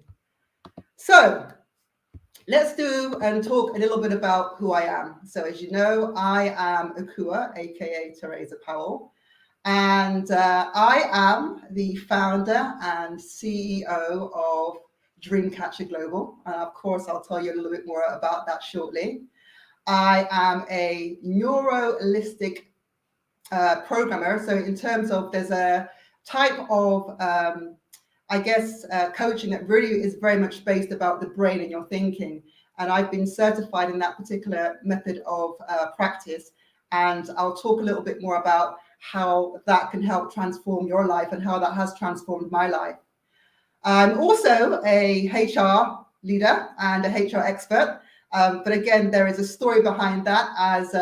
As you know, as Marcia just said in my introduction, I've just literally stepped out of my, I guess, employee kind of role. I have a few days left, actually. Next Tuesday will be my last day as an employee.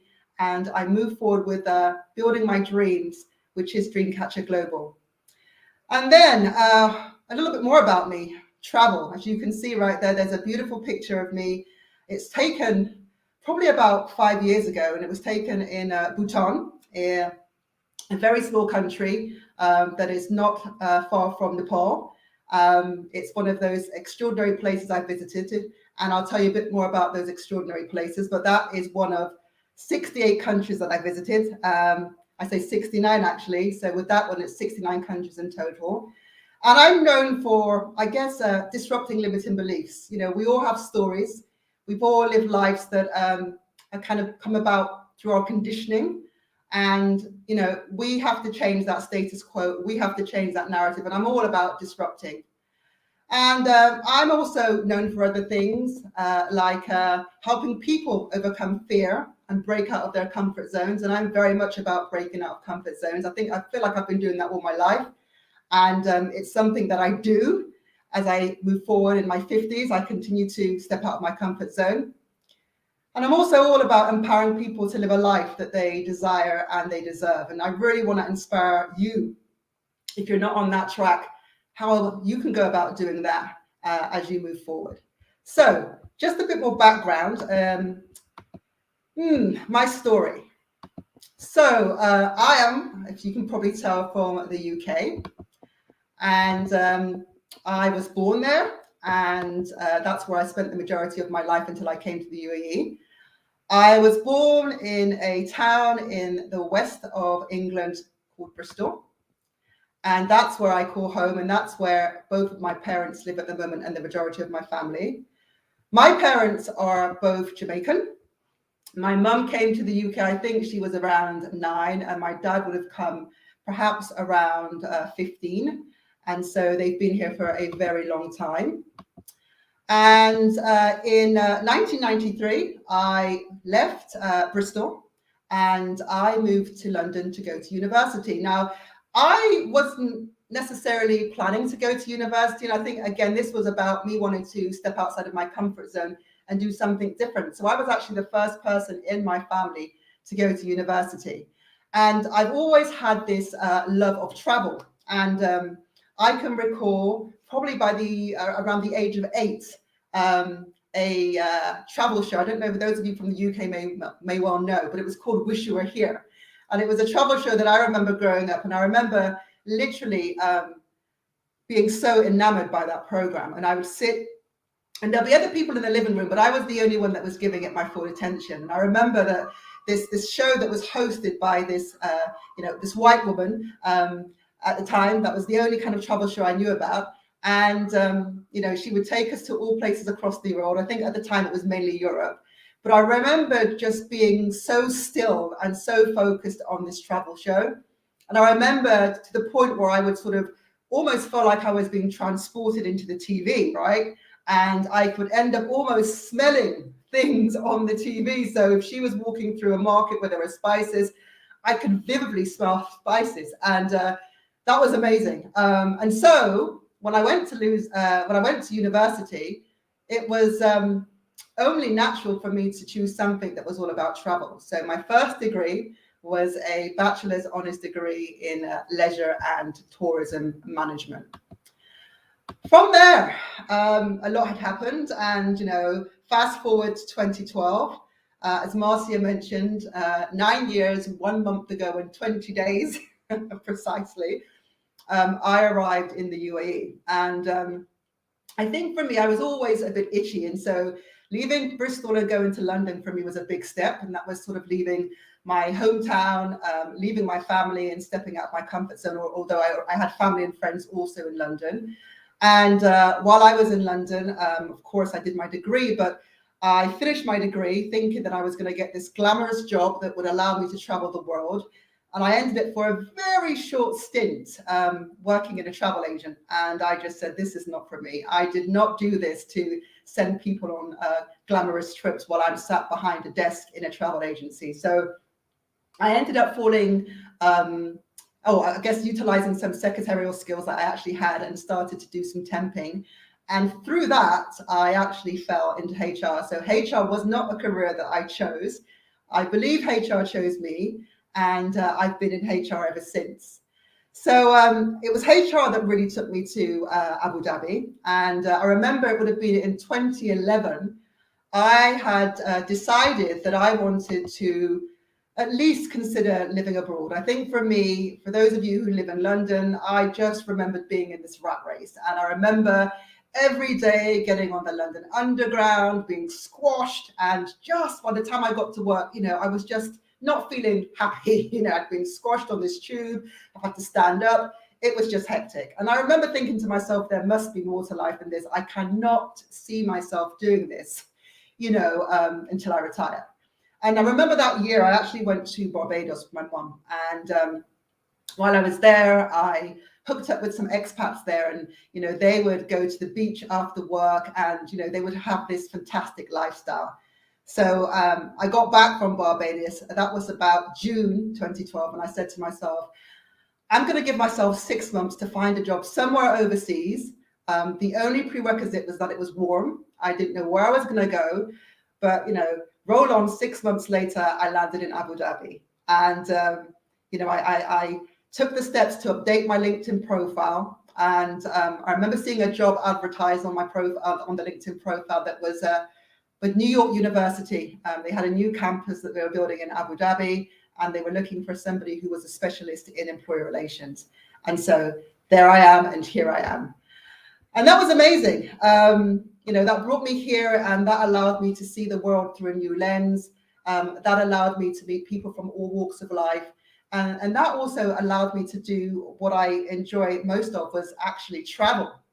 And one of the things that and one of the things I didn't say, by the way, and I think you've heard it, is I'm 50. So I'm doing all of this right now and talking about, the year of 50. I'm making all of these changes at the age of 50. So it's just a stark reminder to everyone that it's never too late and life is too short. And if there's something that you want to do, go for it. And, remember that the world is your oyster. So moving on from that, coming here, I think one of the main things that I really enjoyed was the opportunity to travel. And coming here is a fantastic hub, right? It's this hub where, you can go to India for a weekend. You can go to Nepal. All those things that are quite exotic when you're based in, I guess, the UK, are literally at your fingertips when you come here. And I decided that I wanted to start doing more traveling, and traveling wasn't anything that was new to me, by the way. I embarked on my first solo trip, I believe it was in 1994. I remember thinking that I wanted to travel, and you wait around for friends, you try and find people who want to go somewhere with you, and it was just that it wasn't the right time for other people. And I just thought, if I don't go on my own, if I don't go by myself, I'm never going to go. So that was my first travel experience that was solo, and that was Egypt. And so when I got here in Abu Dhabi, I knew that one of the things that I wanted to do is embark on more travel.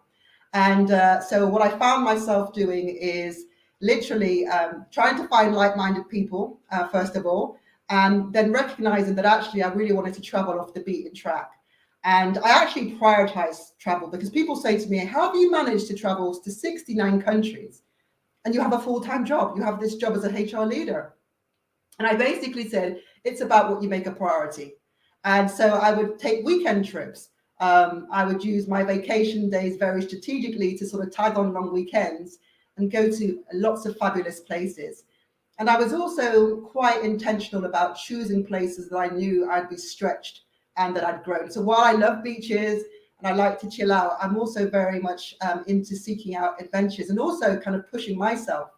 And, that has allowed me to travel to some places that, gosh, when I think about where I've been in the world and where I'm from, I'd never think that I'd travel to any of those places. And they have been soul nourishing. They have been places that have allowed me to really grow and connect with the most amazing people.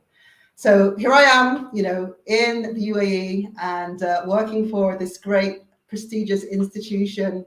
I'm working extremely hard in a very demanding and challenging job, but I'm being recognized and rewarded for my hard work. So very quickly, I find myself climbing this ladder of success.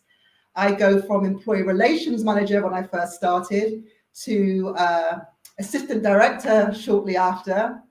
From there, I went to associate director. I then went to director. And then today, I sit here as Deputy Chief Human Resources Officer for NYU Abu Dhabi.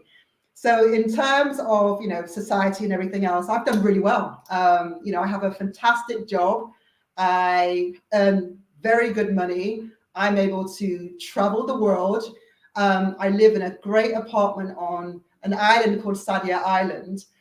And for some people, that would be enough, right? And it's not about me being greedy in any way, but it's really about, well, why am I really here? And what is it that I really want to get out of life? Because I think for me, I learned a lot about myself and who I am, particularly during this global pandemic. So when I think about it, there was a bit of a life-changing moment for me that would have been around early September 2019. And at that point in time, I was in New York on a business trip. Because, of course, I work for NYU, so I often went to New York on business trips. And I remember one day walking from a meeting back to my hotel, and I walked past a bookstore. I think it was called Barnes and Noble. It's a big kind of well-known bookstore in the States. And I was drawn into this bookstore because I remember listening to some kind of Super Soul Sunday with Oprah that talked about a particular book and an author. She always does these book reviews. And I thought, actually, this is a great opportunity for me to buy this book. So I went into the bookstore and I ended up buying 3 books. One book was about African proverbs, and it was God's Best Gift is Life. Another book was called The Book of Awakening by a poet called Mark Nepo. And it basically it was broken down into 365 days. So you're able to read a segment a day. And the last book was a book it was called 100 Days of Gratitude. And it was a journaling book. And for me, journaling was something that I had tried to do many times. And I was just not consistent. I even went to workshops on journaling, but I just couldn't do it. But I was willing to give it a go. And so here I was, armed with these 3 books, and I made my way back to the UAE. And on September the 28th, 2019, I wrote my first journal entry. And, I'm proud to say that I've been journaling every day since, and it really has been life-changing. Because what I actually ended up doing is using that opportunity to create a space for me to kind of grow. And I listened to an audio book called The Miracle Morning. And with that audio book, I was able to establish a morning routine. So I'd get up earlier than normal, and that was my uninterrupted time.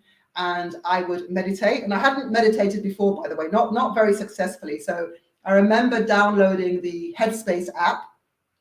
And I remember my first kind of meditation was for 1 minute. And that's where you start. You start small, right? And then you sort of work your way up. So I had this very basic app that was very much in plain English. It was no all of that kind of airy fairy stuff. It was basic meditation in real English. And then I had this Book of Awakening. So I would read an excerpt of that each day. And that would help in terms of maybe providing words of wisdom, and also have maybe some beautiful quotes from very inspirational individuals. And then I would journal, of course. And that routine is something that I continue to do until this day. And I believe for me, that has been the catalyst for my transformation.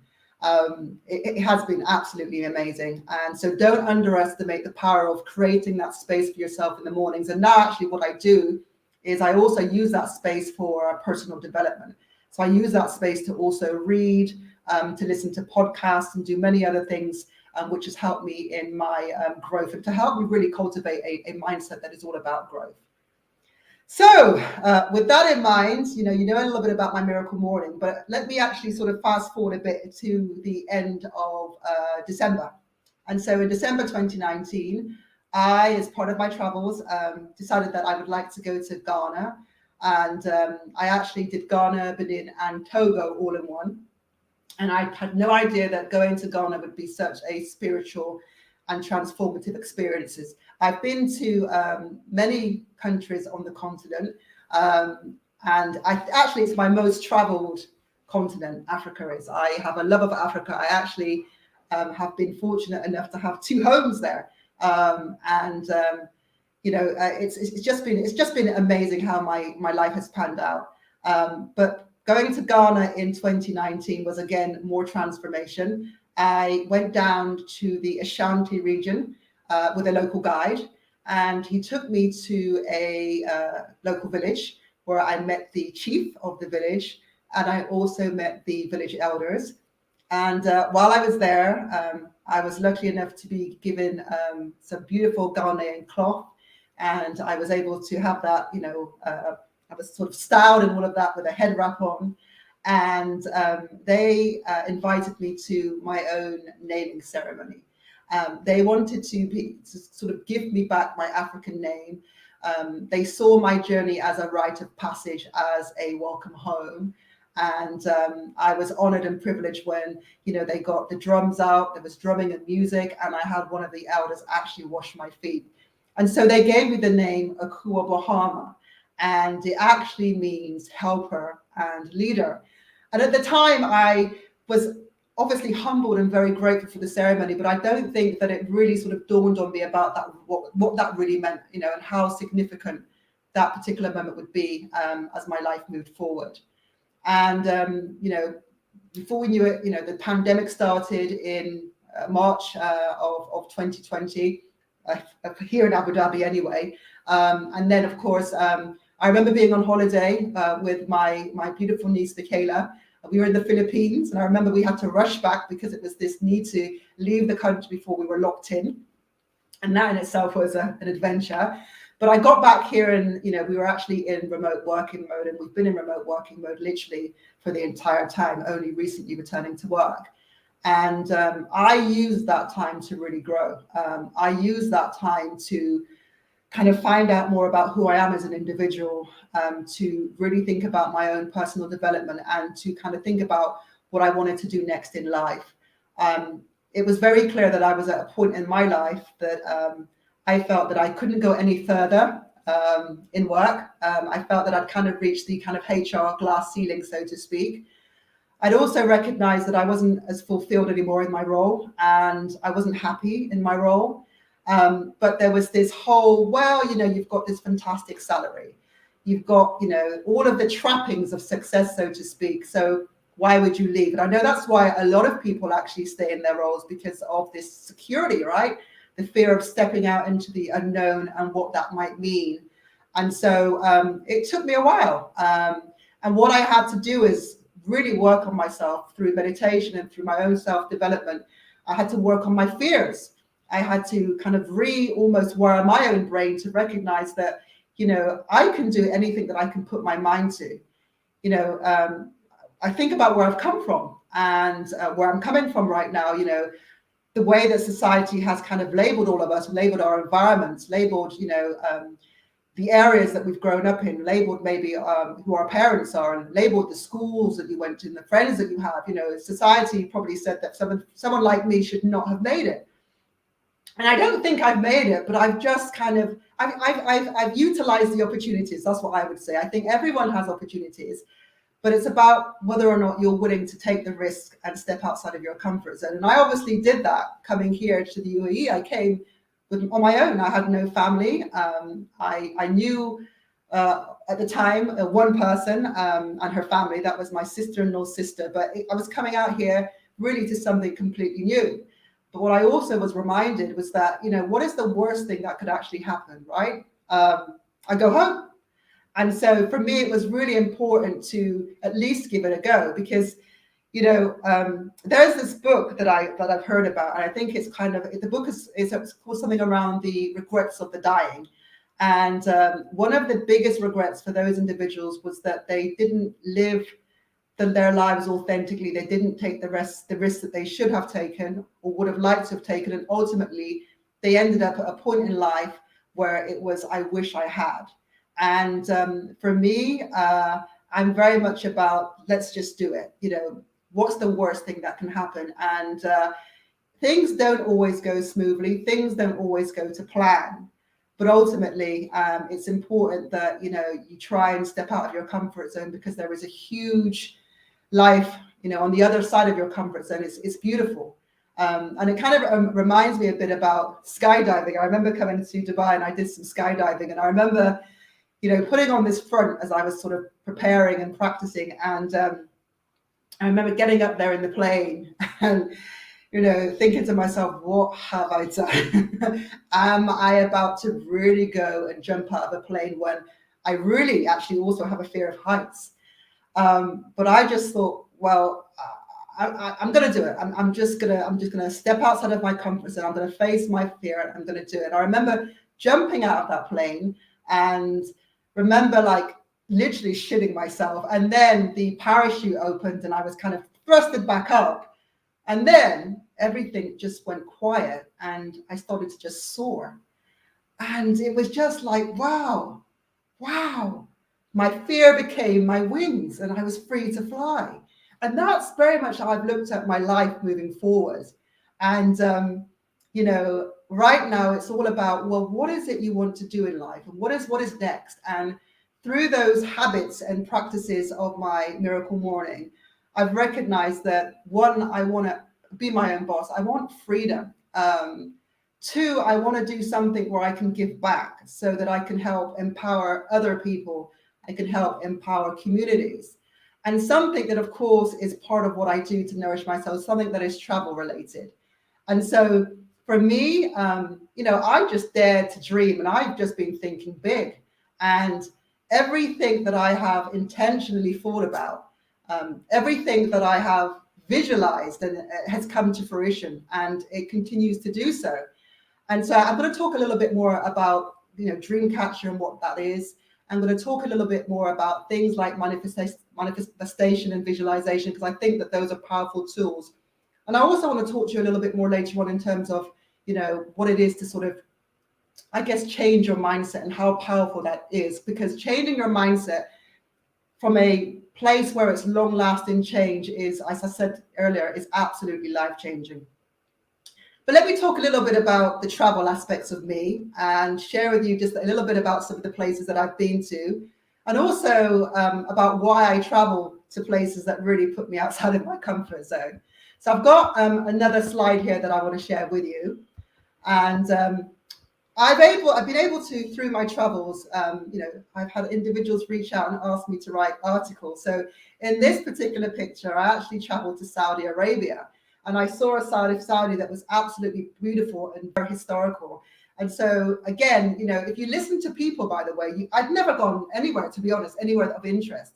You know, people would say, oh, you can't go to Saudi, you're a woman, and all of these things. And actually, Saudi was one of the most amazing places that I've been to.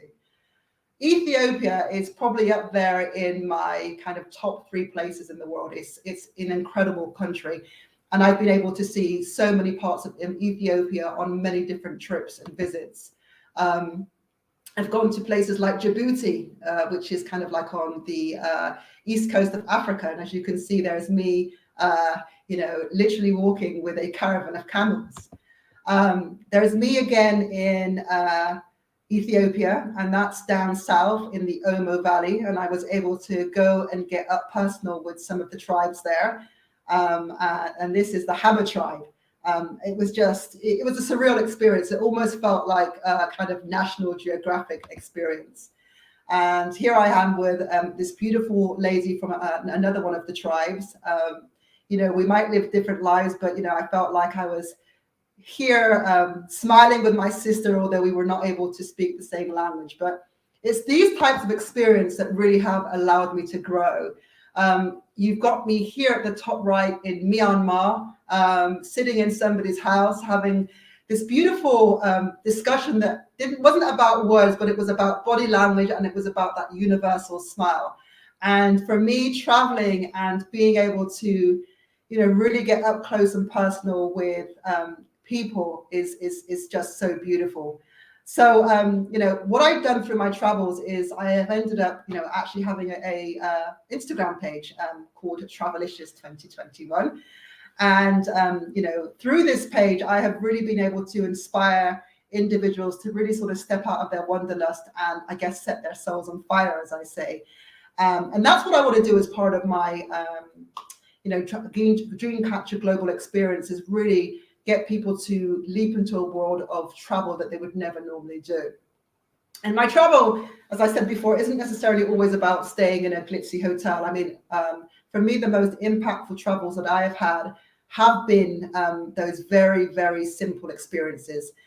There have been times, and most recently, a place called Socotra, which is off the coast of Yemen. It's part of Yemen. It's probably up there as probably one of my, I think it's my number one destination right now, but I spent the whole week in a tent, going from just epic to epic. And I remember when I got there thinking, okay, there are some of these places that there is no place to use the bathroom, right?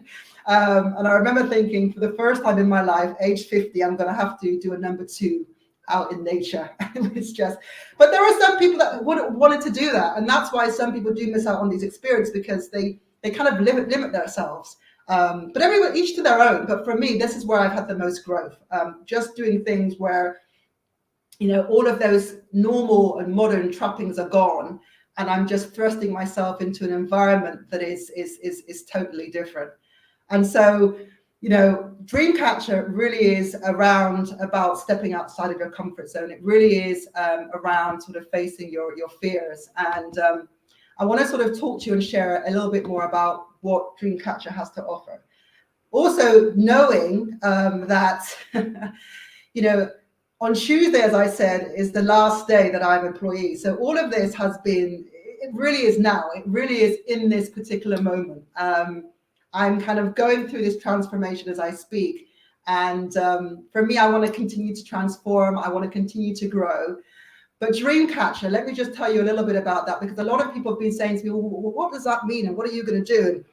And I think it's also a stark reminder that for me, Dreamcatcher, I spent time, I guess, during the pandemic on personal and self-development.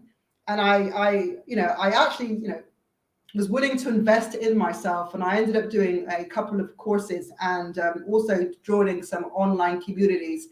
One of them was one where it was actually the majority were based in Australia, so I had to make that commitment to actually rise every Thursday at 4 a.m. to be amongst like-minded women who were either business owners or had aspirations and dreams to start their own business. And this is where I came very much intentional about wanting to be an entrepreneur and have my own business. And this is where Dreamcatcher, I guess, was born. Now, as you can see from this slide, there is a logo here, and you've probably seen it on some of the other slides. And I just want to share with you a little bit about this logo too, because it's not random. It is something that is very, very significant, and it's something that I gave a lot of thought to. Now, you can see here this logo. It has Dreamcatcher at the end, but what it is a bit of a representation of a Adinkra symbol, which is a Ghanaian symbol, also known in the Ivory Coast in West Africa. And this particular symbol is an amalgamation of 2 Adinkra symbols, and it's called Sesa Wu Suban. And basically, what we have is the first symbol, which is, they call it the morning star, and it's that symbol in the very center.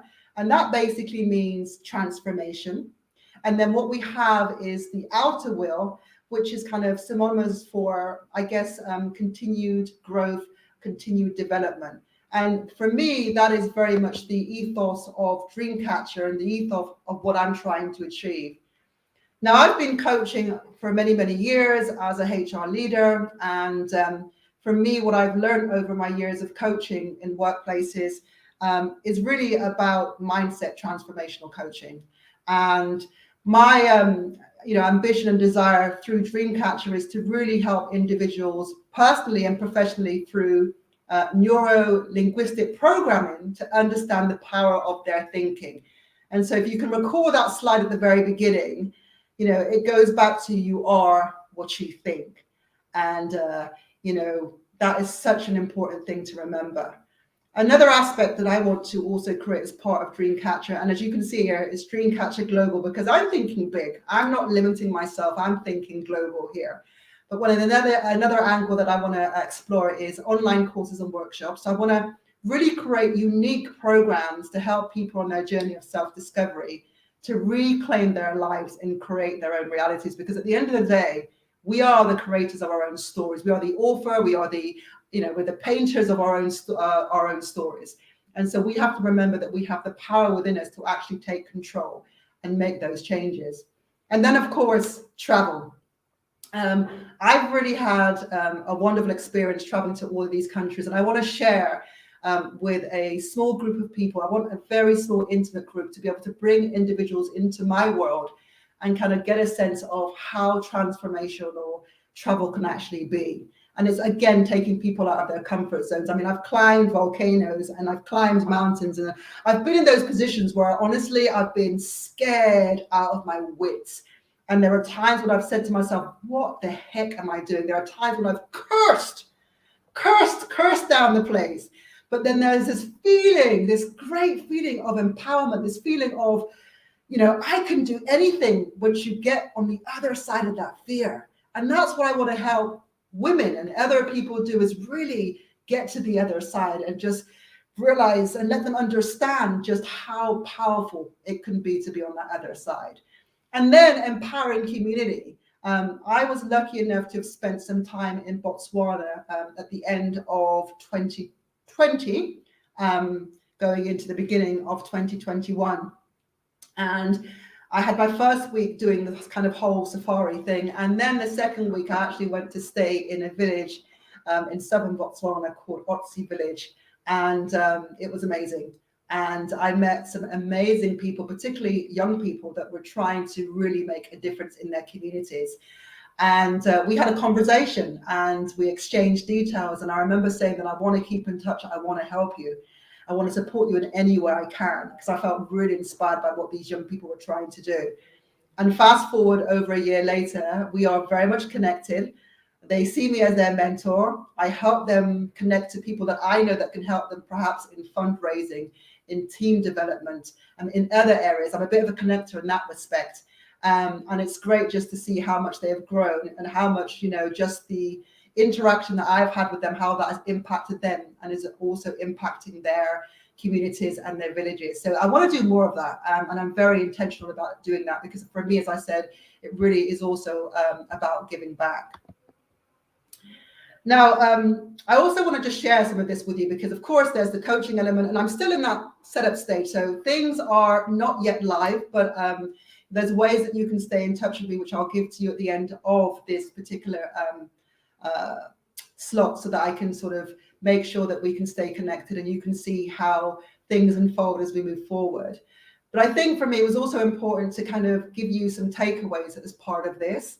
And takeaways for me are really around self-development. Self-development doesn't have to be costly. It could be simply reading books or listening to audiobooks, podcasts and YouTube videos. And I must say, one of the things that I do self-development wise, when I go to the gym, I love listening to music, but you know what, 90% of the time I'm listening to a podcast. When I'm in the kitchen cooking, I'm listening to a podcast. Even when I'm showering in the morning, I'm listening to a podcast. So for me, it's really important to continue to grow and continue to develop yourself. And then, of course, there are things like this, where you've got your free online workshop and seminar. Again, keep yourself out there, keep up to date with what's happening, and, tap into those experts that are around to share their stories and share their techniques and their resources free. And then it's also about creating healthy and sustainable habits, because we know that it's a new year, and a lot of people believe in New Year's resolutions. I'm not one of them, to be honest. I'm a now person. If I want to do something, I'm doing it now, not waiting for a new year. But ultimately, there are some people that may have had New Year's resolutions, and kudos to you if you're on track. But there are some people that even by now may have fallen by the wayside. So think about things that are going to be sustainable. So, sharing, with you what I do, and meditation. And I think Kai's mentioned meditation earlier in her talk. Marcia, I believe, mentioned meditation, which she did her bit yesterday. So meditation is actually very, very powerful. And it's also an opportunity for you to be still and be present, because as Kai was saying, our thoughts, the thoughts that go around in our heads, oh, your brain is always racing, and it's bloody tiring. And so having that time to be still and present is a great thing to do. Journaling, well, that's transformed my life. It really has. And I think I'm on my journal book number 5 right now. Exercise, and it could be anything, simply from going to a walk, through weight training. If you're like me, I'm a bit of a gym addict, so I love working out. And you might be somebody who just likes things simply like painting, right? I know that here you have things like paint and sip, so you can actually combine drinking wine and actually painting. And then, of course, for me, goes back to that childhood of me sitting down and sort of daydreaming and sort of jumping into the TV and pretending I was there. See it, feel it, have it. I'm a big one when it comes to visualization and manifestation. And I just want to kind of give you maybe some hints and some tips as to how you can go about exploring that. One of the things that I've done, which has been a really powerful exercise, has been my perfect day. And it really is an opportunity for you to sit down and really think about, what is my perfect day really like? What would I really like my perfect day to be? And it's not about being here in this moment, but in the future, what is that like? And so, for example, for me, when I wrote down my personal day, and I'm not going to share everything because there's also this chocolate, lovely, handsome man in my personal day, so I'm not going to go too much into detail. But my personal day is so vivid. You know, it starts with me waking up and kind of smelling like the cotton, or the fresh cotton of my sheets, to sort of putting on my dressing gown and feeling kind of the silk on my skin, to sort of feeling the underfoot of the rug on my feet, to walking and like pulling back the curtains in the morning and feeling the fabric of the curtains, and sort of looking out to this beautiful view where it's this magnificent kind of ocean. So I have this beautiful ocean view. And then, you know, my perfect day then goes into a bit more detail where, you know, my chocolate companion comes up and stands behind me, and then stop, we leave it there. But then, we move down into the kitchen, and I sort of walk down into this beautiful kitchen. I open a cupboard where there are so many different teas from all across the world, because I love tea. And then I talk to my assistant. I have this beautiful home office. We talk about my diary. I mean, it gets really specific, but that's such a great exercise. You really visualize, you taste, you touch, you smell. So I would definitely recommend that you think about doing that exercise, because it really is powerful. And in my mind, when I've done things like that, those visualizations have come to kind of manifest themselves for sure. And then when I talked about meditation, think about guided meditation. So there are meditations that you can download for free of charge on places like YouTube, where they are literally, visualization. So it's somebody sort of walking you through maybe a beautiful forest, and it's helping you to sort of think about the sounds and the smells in that forest, and the crunch of the leaves under your foot. It's so powerful. And then, think about what brings you joy, and really start to sort of visualize what that is, and really get specific doing that, because those things are very, very powerful. So I just wanted to give you a bit of a flavor, but I'm really excited to be here.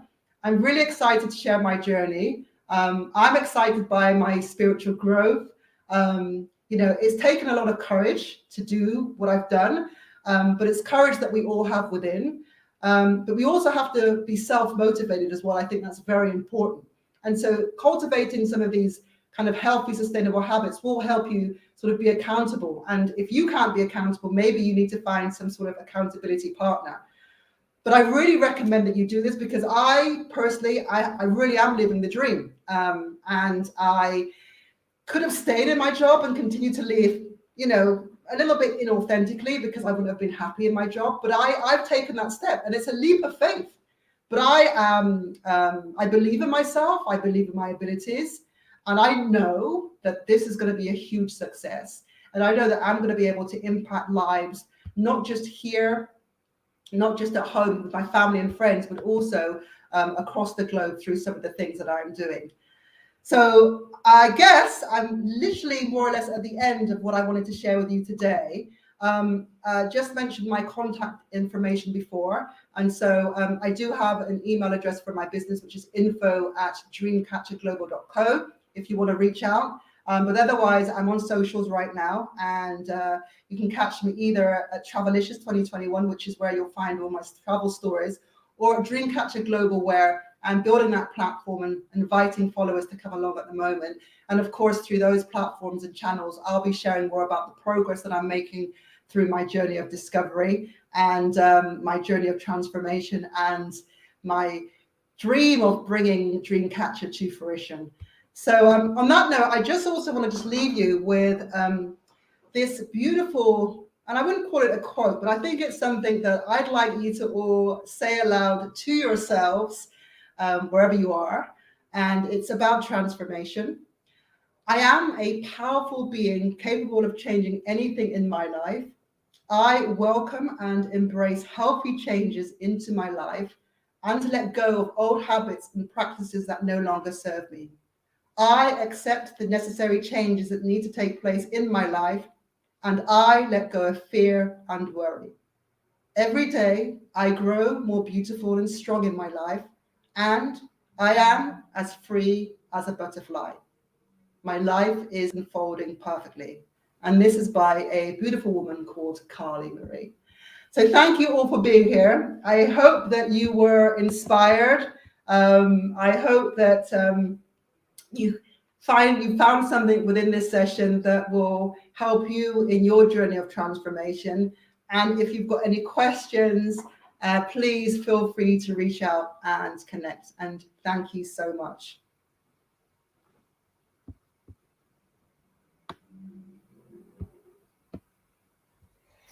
Wow, Akua, thank you so much for that wonderful presentation and for your willingness to be open about your journey. You know, as a personal friend, that you are one of my biggest inspirations. One, because, you know, obviously I've watched you evolve and grow, but two, you mentioned something about, you know, the trappings of success. And of course, I know that many people look at you and see the success in terms of your career, in terms of, you know, the things you have accomplished. But it's just so humbling to hear you talk about the fact that, yes, you acknowledge that all of those things have happened in your life, but that's not where you find fulfillment. And also the fact that you're so willing and wanting to give back to the community. I think this is a very, very powerful thing. And I know and I believe that your new venture is going to, you know, just go leaps and bounds, and you're going to make differences in many, many people's lives. You've had umpteen comments as you've been speaking. So of course we're going to go over that, but I just wanted to ask you a couple of questions before we go into the comments. I know you have traveled to 69 places. You know, of all of those places, and I know each one probably holds a special place in your heart, which one, if any, is your favorite? Well, and you know, this question is asked of me a lot, and up until recently, I always had a top three, and I think, you know, I say top three, but I think Ethiopia was very much up there, because Ethiopia for me is such a diverse country.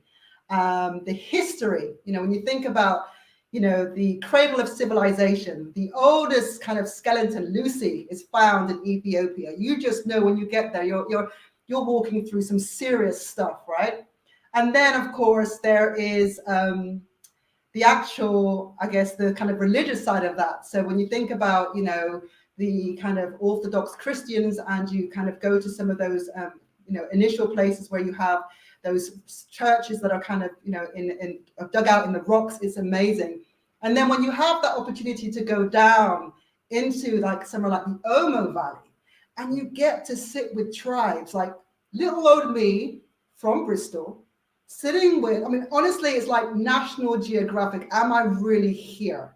And so that's been amazing. But I talked about most recently. So most recently, and I think I mentioned it when I did my talk, there was Socotra. Wow. And when I travel, I have limited expectations, right? And this was like a tent. And, you know, and it meant that there were minimal amenities, right? So it's just like, okay, washing, okay, that's going to be okay, it's going to be wet wipes, right? It's going to be wet wipes and the sea, right?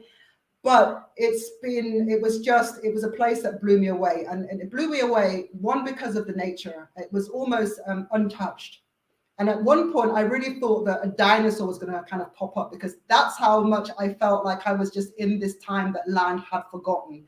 I walked through forests of incense trees. I climbed the biggest sand dunes to watch the sunrise. You know, I saw water that was pure and beautiful. Trees that only live there. There's a tree called the dragon blood tree. It's only based there. I mean, it was epic, epic, epic. So to be able to, in the morning, zip that tent down, open the tent and look out to such beauty was amazing. So I think it's Socotra and Ethiopia right now. It's those two are tied. Amazing. Sounds amazing. Another question. I know you mentioned earlier that, you know, of course, the pandemic was a place or a time that really the major transformation happened in your life. And of course, most of us were in a situation where we were working remotely.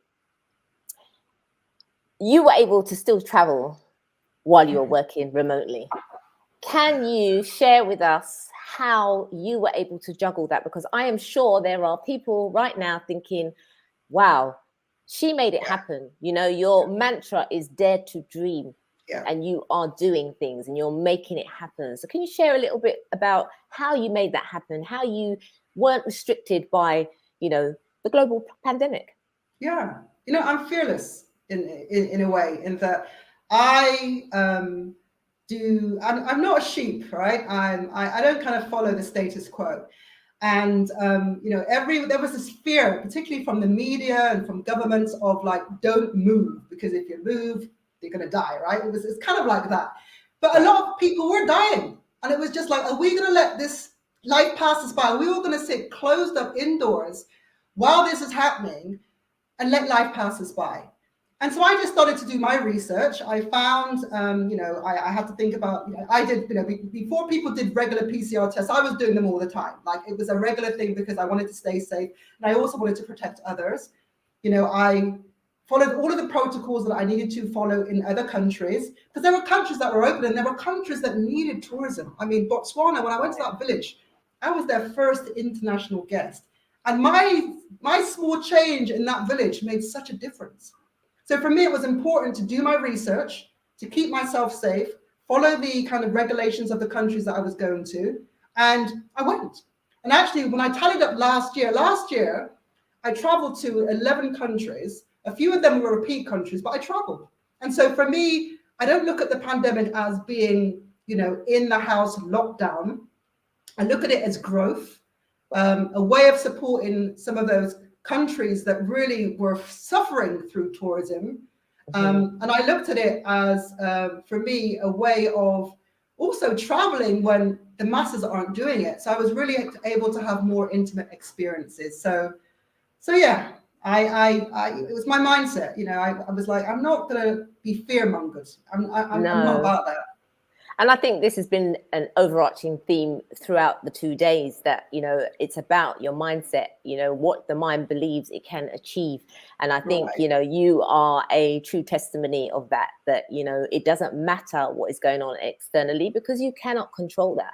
But you can control how you react to it, and you can control what you do with it.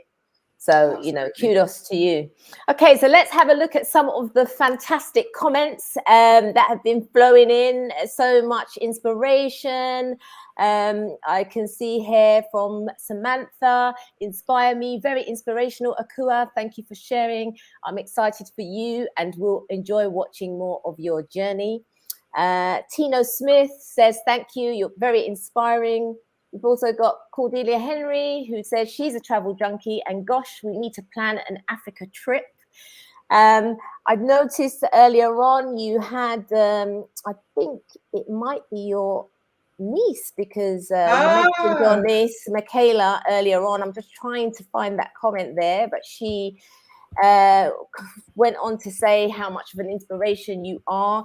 I'm not sure if we can get that comment up. I can see it. There you go. Yep, yeah. I'm so proud of you. You have inspired me my whole life and continue to do in more ways. than you'll ever know. Your strength, your bravery, and your energy is unmatched. Keep soaring and flying. So, you know, you are, even though you are fulfilling your dream, you are inspiring others. You are inspiring family, friends. You've got Gloria here who's saying success is on the other side of fear. You know, when you share that story about you, you know, kind of being let go and just the fear that you had, and then that feeling of, wow. Yeah. So, you know, this has been amazing, Akua. Again, if you would like to connect with her, you can see her tags. She's at Travelicious 2021 and Instagram, but also you can connect with her at Dreamcatcher Global. I can see Dee here has said, wow, I recently started following you on Instagram and I love what I see. Absolutely beautiful. I can't wait to follow your journey. You are an inspirational woman and I wish you all the best.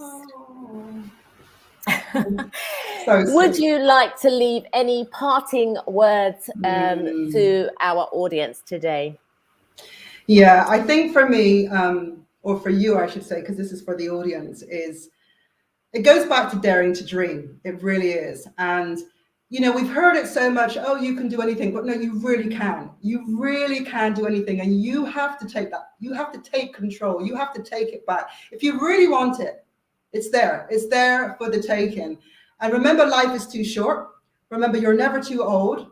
Remember, failure is part of success. So what if it doesn't work? Not a problem. Start again. You know, tomorrow is another day. We always have this opportunity to reset, right? And that's why we're here, reset. So thank you all again. And yeah, it's just been a privilege sharing my story. Thank you, Akua.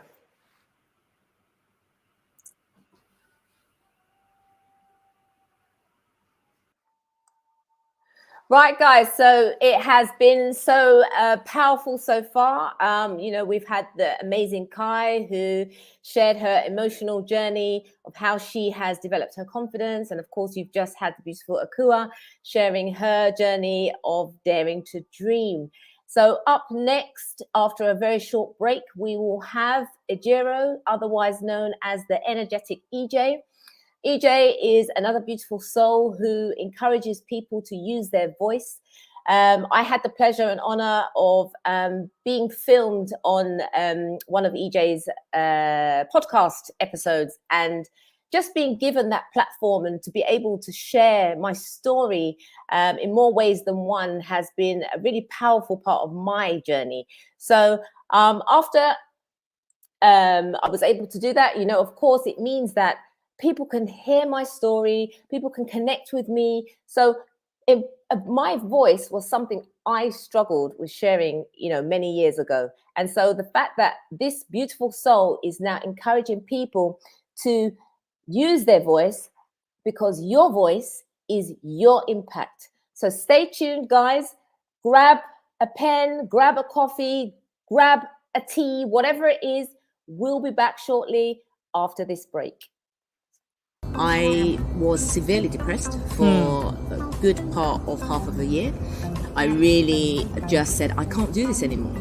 You know, I don't like my job. I'm not happy in my marriage. I'm just not happy, generally. And this was hard because many people saw the alluring, beautiful life that I was living. And so then I became this ungrateful person, actually. What more do you want? You know, what could you possibly want? You've got the sun, you've got the tax-free living, you have 3 children, you have a job. What more? But actually there was something more. Yeah, they don't understand it. And you know what? It's not theirs to understand necessarily. But what I started to understand is that I wasn't alone. There were many other women in the same position, and I would even say maybe men find themselves in situations where they're not fulfilled, and that's not the fault of anyone else. So I would say that I understood.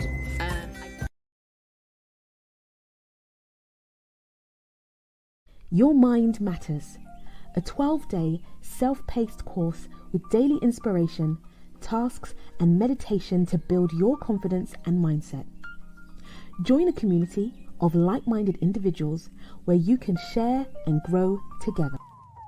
Alongside the 12-day course, you'll receive access to a private community, key gems of inspiration, prompts and activities, as well as exclusive updates. Join the next intake starting 1st of February 2022. Shift your mind, connect with others, and thrive together. Because to be your best, your mind matters.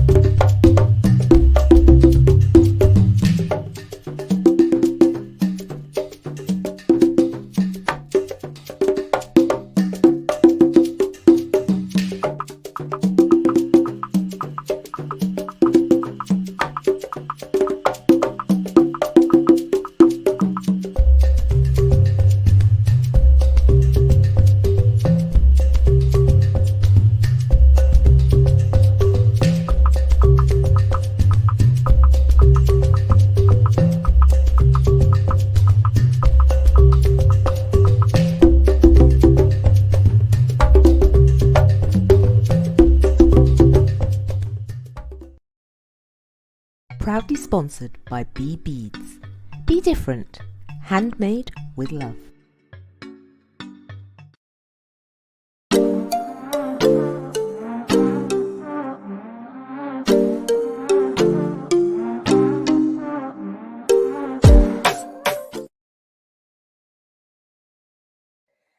Okay, so we are ready for our next guest. As I said before, the energetic EJ. She's just getting ready and she'll be up shortly. But as I said before, she's about empowering. She has her podcast. She also encourages other people to have a podcast. She has created a platform whereby she teaches people to make and use and have value with their voice. As I said earlier, I had the opportunity of being able to speak on her podcast, and it's such a powerful way to spread our stories. So as we are waiting for her to come up, I would just like to encourage all of you again, if you are watching and you have not shared with your friends, please share the link. Do go and follow the people that have spoken today. They have inspirational stories. Some of them have products that they would like to encourage you to purchase or to even just simply to connect. It's all about community. It's all about working together, collaborating. Also, as you know, this platform is powered by Black Girl in Dubai. This is a platform where we promote Black businesses around the world, well, basically in Dubai, but we also are open to have other people come on board to connect. So again, we'll drop the link in the comments. Feel free to reach out, follow, share with your friends. I think we are ready for the energetic EJ. So just hold tight and she will be with you shortly. Ejiro, popularly known as the energetic EJ, is a woman of many expressions. She's a singer, trainer, sound engineer, voiceover artist, podcaster, and virtual event planner and moderator. She is an audiobooks creator for African authors, with works from notable authors like Ederin Edawa's Amazon best-selling book, The Productivity Checklist, Amaka Aziz, My Sister's Bestie, and Adewale Richards' 3 Things That Gospel Project, and more. She is dedicated to training and supporting audiobook creators, narrators, and podcasters by creating content and courses that help them thrive in their craft, as well as providing support via a closed community. She is the convener of the Becoming Summit, an initiative with the objective to awaken in the young generation, ages 18 to 35, a desire to be a better version of themselves, i.e. fit for their purpose, and has reached Africa, Europe and Asia, spanning several countries across these continents. Ijero is a master storyteller, and her podcast, the Afrocentrist podcast, focuses on sharing content that speaks to self-improvement and self-development, helping people find their voices, tell their stories, and spread the message of hope. She is an inspiration to many across the globe.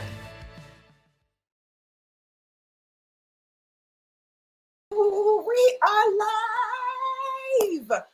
Oh my goodness, it's been an amazing 2 days of power packed sessions.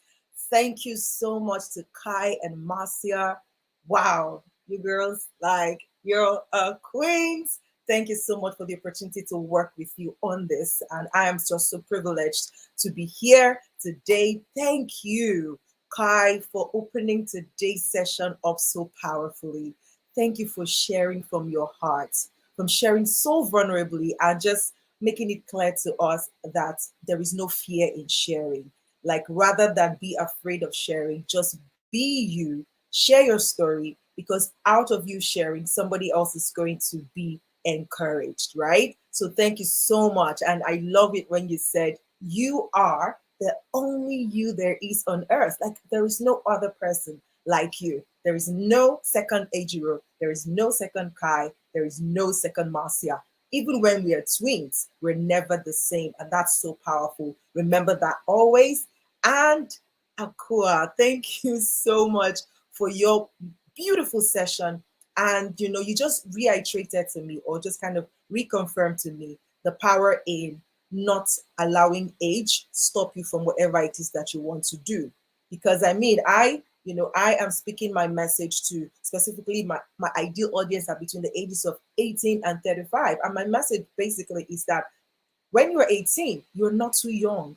You're not too young to start dreaming. You're not too young to start, envisioning that massive, future. And when you're 35, your heart starts to palpitate like, oh my God, I'm 35. I'm just 5 years away from 40. And there's that popular saying that a fool at 40 is a fool forever. And I think that is wrong, by the way. But then, like, because you've heard it so many times, it just comes to you and you're like, oh my God, just 5 years down the line, I'll be 40. What have I done with my life?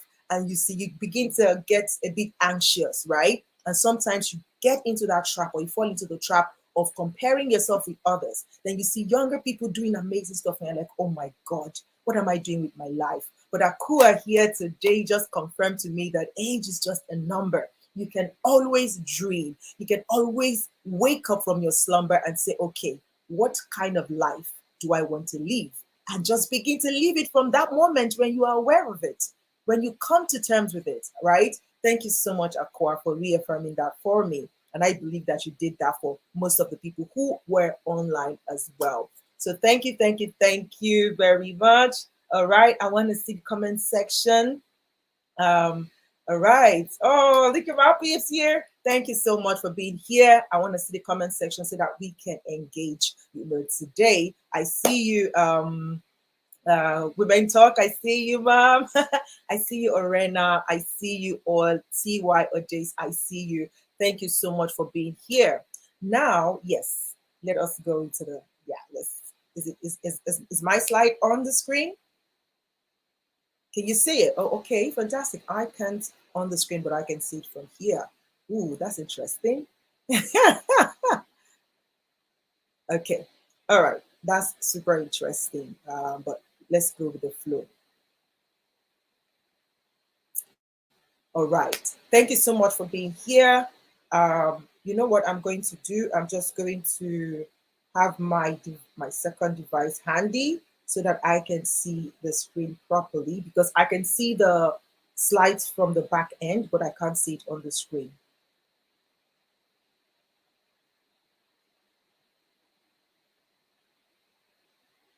All right, let's try again if that's going to come up or not.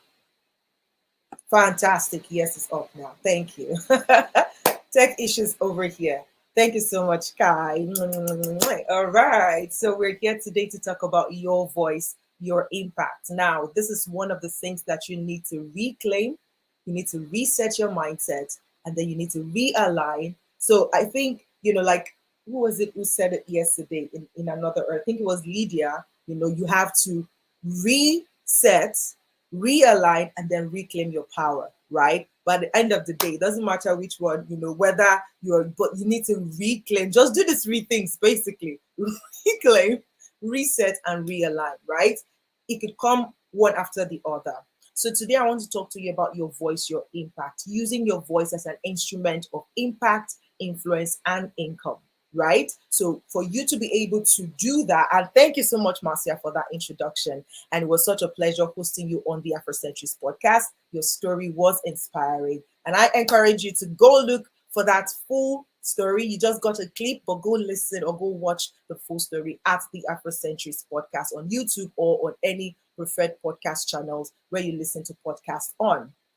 So I'm going to ask some questions to open up this session, and I would like to see, your answers in the comment section.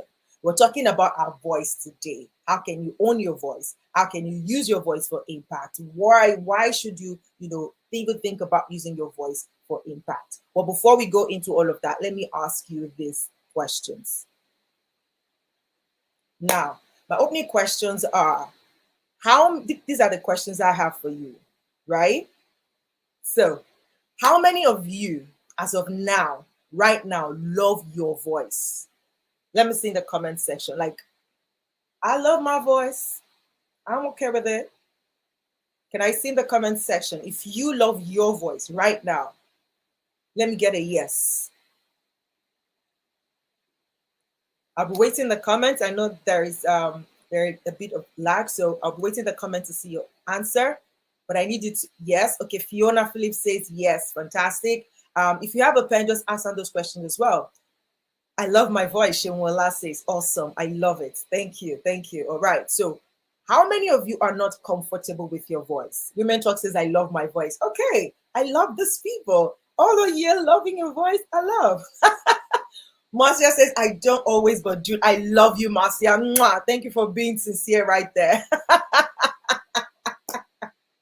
Awesome. So how many of you are fairly okay with your voice? So I guess Marcia will fall into that class. Like, okay, you know what? I didn't used to like this voice before, but now I kind of think, I'm okay.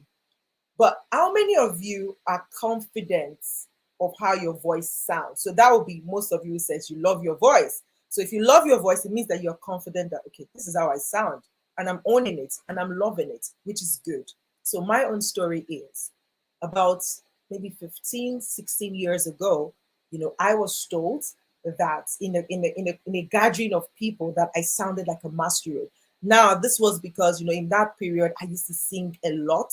And when I sing a lot at that time, my voice, breaks easily. And so in that moment, my voice was in a broken state. But then this person was somebody I looked up to. And the person, said that in passing. But what he said, because we all laughed, every other person laughed at the joke. It was funny at the time, but there was something it did to me that I didn't even realize till later. Like it kind of, I fell in love with my voice. Okay, thank you, Patience, for that. I kind of it kind of etched in my mind, like, oh my God, I have a terrible voice. And that almost stopped me from putting my voice on anything, like from using my voice at all. But thank God, because it's just like, it felt like God, knew what he wanted me to do. He knew what his plan was. And so he started to put things in order, make my life go in such a way that I always come back to something around the voice. Whether I am teaching or I'm speaking or I'm singing or I'm presenting, I've got, a reason. I've always had a reason to use the voice. And so it was like I couldn't hide away from it. So even though I wasn't comfortable with the voice anymore because somebody said something, I didn't have a choice anyways, because I was always in situations where I needed to use the voice. So it came to a point in time where when I got to that point, I'm like, you know what? this is my voice. At some point, I really, really hated my voice. I felt like I sounded like a man. I felt like I sounded like a guy. Like the voice was too hoarse. It was too strong. I wanted to sound like a girl, like, very, I would hear some people's voices. I'm like, oh my God, look at how sweet your voice sounds, right? But I had to come to terms with it that, see, this is me. This is my voice, and I'm going to own it. And even if it sounds like a man's voice, I'm going to make it the best manly woman voice that you've ever heard, right? And so I started to train. I started to work on this voice.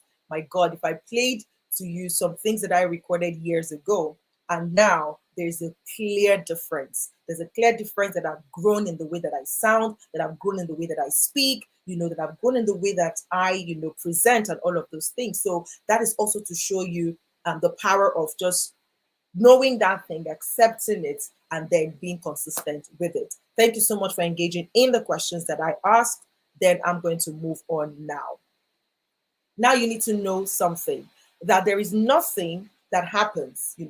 I love this quote, by Steve Maraboli, which says, once your mind changes, everything on the outside will change along with it.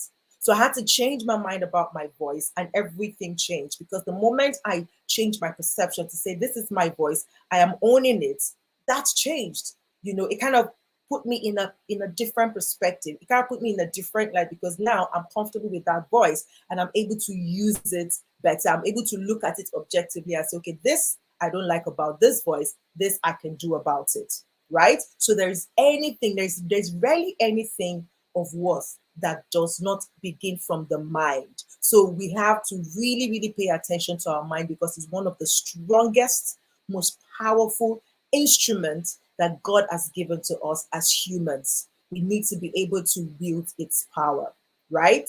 So now, before we go into it, and I'll show you some of the things that I want to share with you, I want you to do this exercise with me. Wherever you are right now, you're going to say this out loud with me, and then you're going to quickly type it out. And as you type it out, just say it out loud with me. It's more like a confession, okay?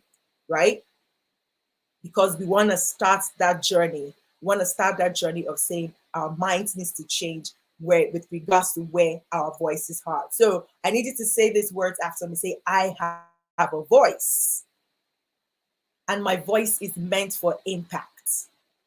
I will love it, I will take care of it, and use it as a tool for impact. So help me God. Yay! How many people are making that commitment? Let me check in the comment section. Come on, type it out now. Say, I make that commitment to love my voice. I accept that I have a voice. I accept that my voice is meant for impact, and I will love it, I will take care of it, and I will use it as a tool for impact. So help me God. Let me see the comments coming in affirmation to this. Okay, you can just say done. I've said it, done. I'm committed. Aqua says thank you. yes, just say I'm committed. You can just say that out loud. I'm committed. I love that. Makeda Hazel says I have a voice, and my voice is meant for impact. I will love it, take care of it, and use it as a tool for impact. So help me God. Thank you so much. Kai says I am committed. Thank you for committing to that, and don't let go of that commitment. Know that your voice is important, and it is an instrument of impact. Now moving on. There are 3 things I want to share with you today. Two segments. Let me just quickly, do this note. There are 2 segments I'm going to share with you today. So your voice, we've settled now that in our minds that our voice are meant for impact. Then the next thing you need to know is that you can use your voice in 2 ways, the literally and implied. Literally being your voice, this vocal vibration that you can hear, the sound that you can hear from my voice. That is your literal voice, how you sound. But then there is the implied voice. What are you saying? What is your message? Whenever you show up, what do you represent? That also can be a form of your voice. Okay, so 2 parts. Part 1 is literally, and part 2 is implied. So those are the 2 areas that we're going to be looking at. And when it comes to literal, there are 3 things that I want you to know about your literal voice. And it comes with an acronym that says LCU, and that's what we're going to be looking at now.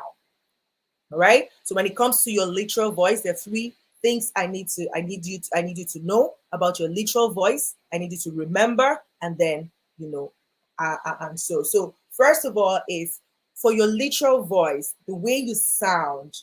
First, you've got to it. You've got to love it. You've got to love it. You've got to love your voice. And I'm glad that most of the people on the call today love their voice. Fantastic. Please do not stop loving it. Do not let anything anyone says change your mind about your voice. Okay? So love it. Love your voice. If you're not comfortable, now when you say you love your voice, I hope you really do. Quickly in the comments, how many people here who said they've loved their voice, they love their voices, have actually recorded your voice and played it back to yourself before? Has any of you done that? And when you did that, what was your reaction? What was your first reaction? The first time you recorded yourself and played it back to yourself and listened to your recorded voice. Be sincere. What was your first reaction? I want to see that in the comment section. The first time you recorded yourself and you played it back. I'm going to share my reaction, but I want to hear or read yours first. Okay, Shenwola says, yes, I have done that. What was your reaction the first time you recorded yourself? Makida says, I liked it. That's fantastic. So you truly love your voice. Women Talk Today says, yes, I sounded awful. Correct. That was how I sounded too. Kai says, it used to be so hard to listen to myself. I would, you just used the right word, Kai. Exactly. You would cringe and be like, gosh, is this what people are listening to? Is this how I sound? No way. No. This is not the way I sound. That was my first reaction the first time I recorded my voice and, listened back. Marcia is saying the same thing, right? So for those of you who, the first time you recorded your voice and listened to it, but you loved it, kudos to you. Well done. You are super duper cool. Yes. Fantastic. So, but the first time I recorded and listened to my voice, I'm like, no way, this is not how I sound, right? And that's okay.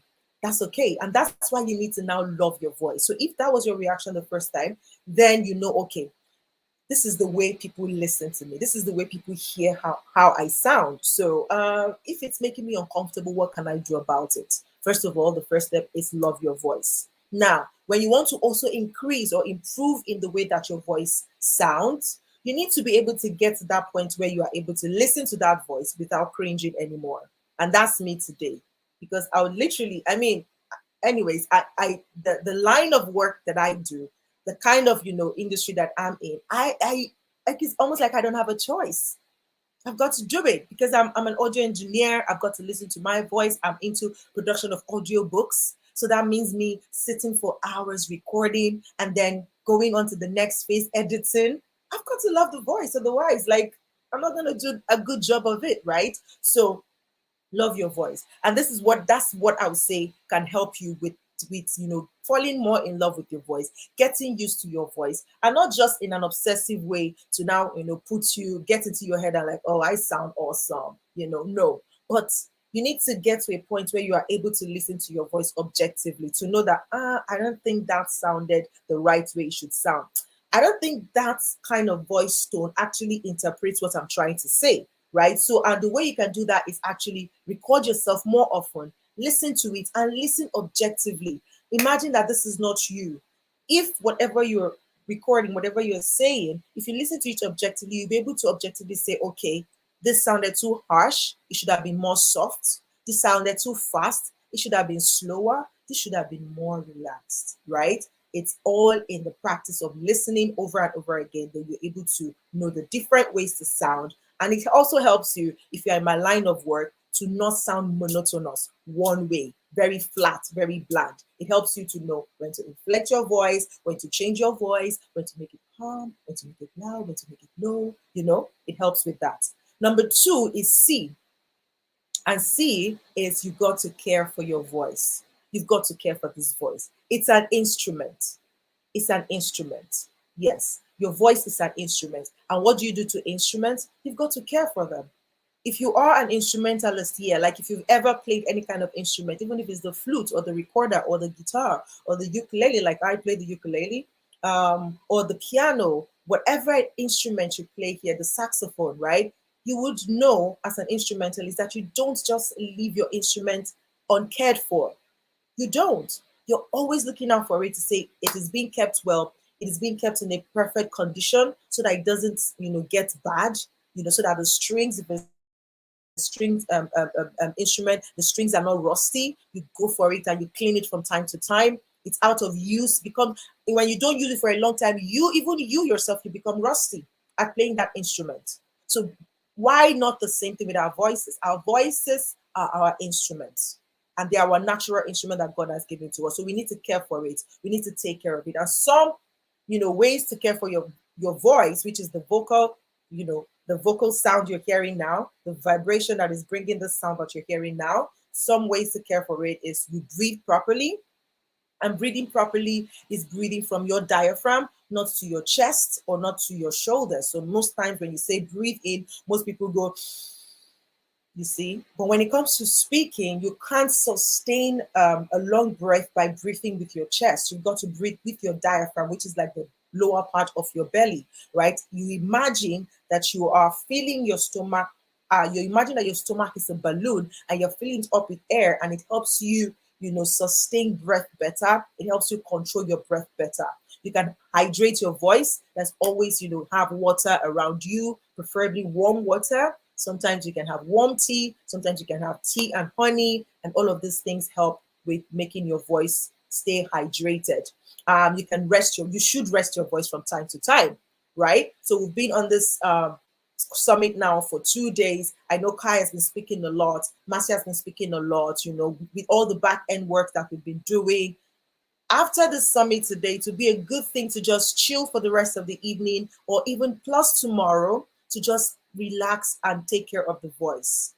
Not too much shouting, not too much speaking, just to care for it, to ensure that, okay, we recover before we hit the road running again, right? Engage in vocal warm-ups. There are several of them that you can find out or check out online. And drink tea, a lot of tea with lemon and honey. It helps soothe your vocal cords.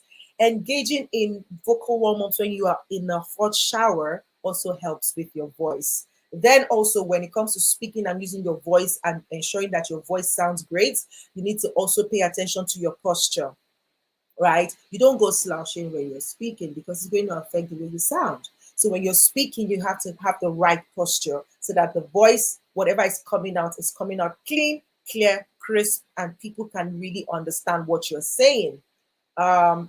Avoid dairy, drinks, chocolates. Well, for that one, we cheat sometimes because there are always cheat days. But when you have a speaking engagement or a singing engagement, please do away or stay away from dairy product, because it kind of causes phlegms in your throat, right? So those are some of the ways that you can care for your voice. So I've said you have 2 ways of using your voice: your literal voice or your implied voice. Your literal voice being the sound that your voice makes, and your implied voice being your message, right? And for your literal voice, I'm sharing with you 3 things you should know or pay attention to about your voice, your literal voice. And the first thing I said was love your voice. And number 2, I said care for your voice. And the U stands for use it. Use your voice. This literal one, yes, use it. Speak to people, try and learn how to, when you learn your sound, try and use it. It's an instrument. If you don't use it, you get rusty, right? So learn to use your voice correctly.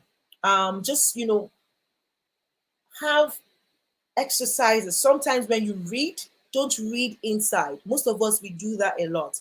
We read with our eyes, and we don't vocalize it. And you'll be shocked that if you are in the gathering, maybe if you are into a lot of reviews, group reviews, and then it's your turn and you're like, okay, read this page to this page. Sometimes you're shocked at how you're stuttering with words that when you read on your own, you actually read through it without any issues. But because you're not vocalizing it, it will shock you the way it will sound by the time you're trying to read it out loud.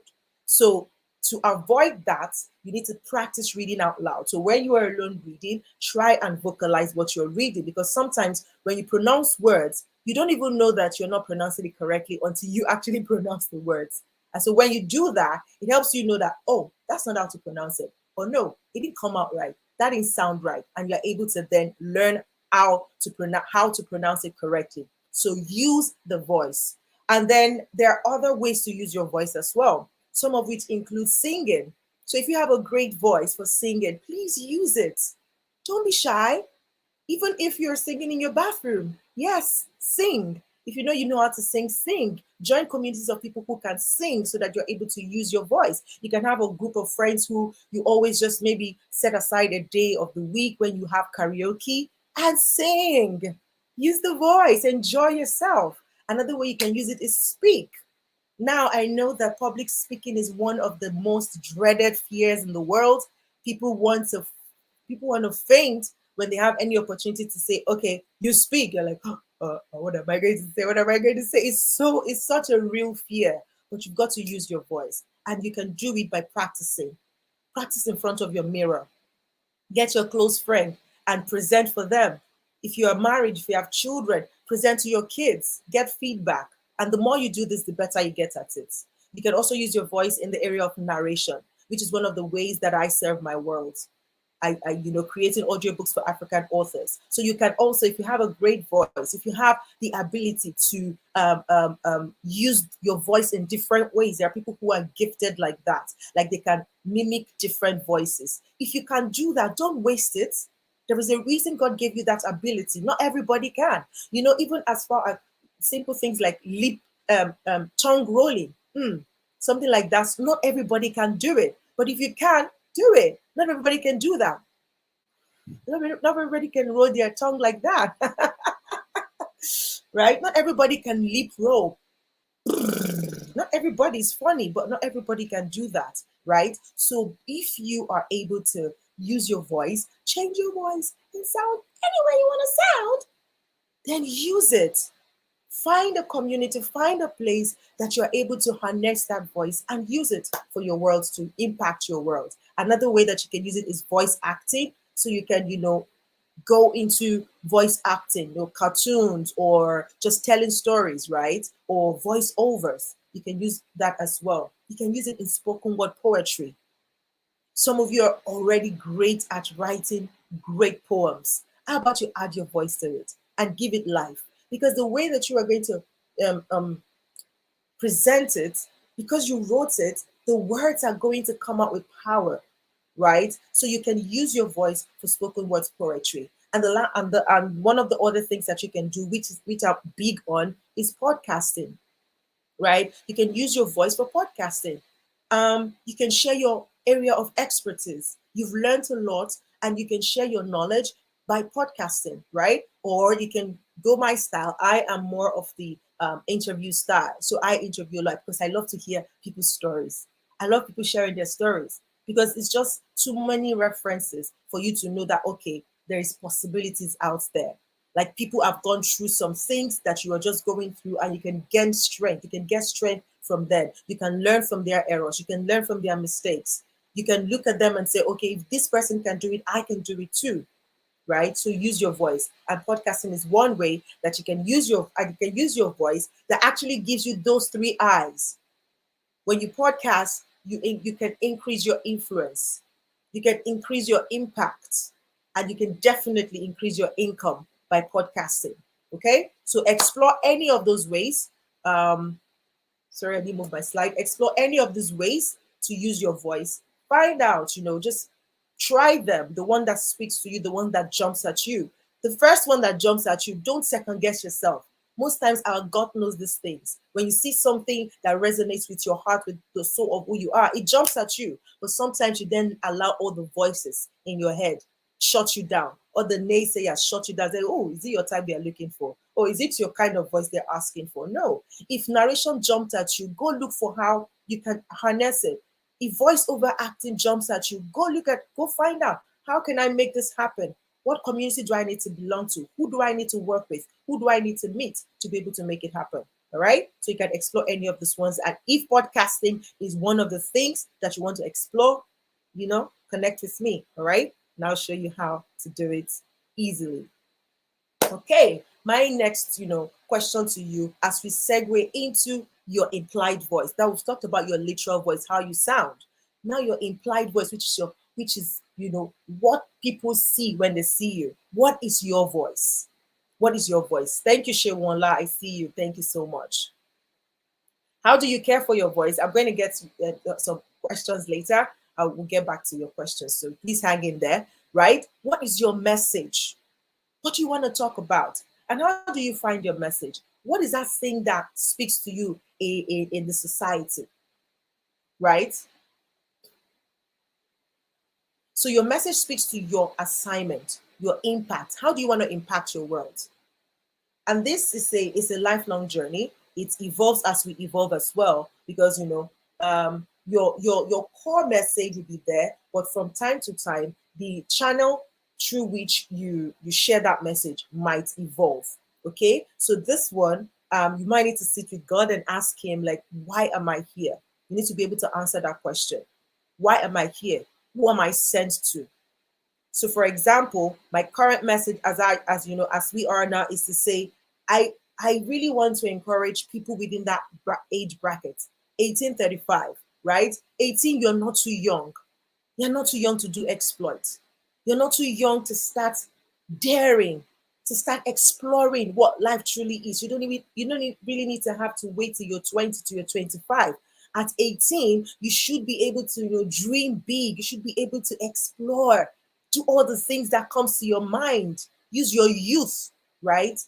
But at the same time, peradventure, you have missed it at that point. You didn't take advantage of it, and now you're looking back. You're 35. Well, it's not too late.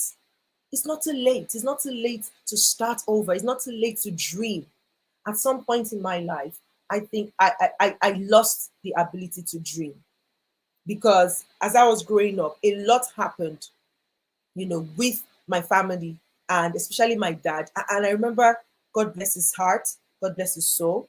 And I remember before he passed, we would literally, have conversations at home, and we would dream, we would imagine things together. We would plan for how we wanted life to be, at a particular time. So we would think, he would paint the pictures. The pictures were so vivid. So at the time he was working somewhere, and it felt like they were owing a backlog of payment. And so we would dream about the day that this payment is going to land, and we would imagine all the things we were going to do, how we were going to change our apartment, how I was going to have my own room to myself, how I was going to decorate my walls with posters, the type of posters I wanted, how he would get me a car with one door. I remember, like, he just said, what, you're my first daughter, I want you to have that car with a door that only you and one of your bestie would always drive around town. We would dream about these things. But guess what? None of these things happened till he passed. And so when he did, I'm like, what's the point? What's the point of dreaming? What's the point, really, if it won't come to pass? So I just stopped. And I'm like, you know what? There's no point. Just save yourself. Save yourself from heartbreak. Save yourself from disappointment by not dreaming at all. So that if nothing happens, well, it's okay. It's all right. But eventually I discovered that, that was me just shooting myself.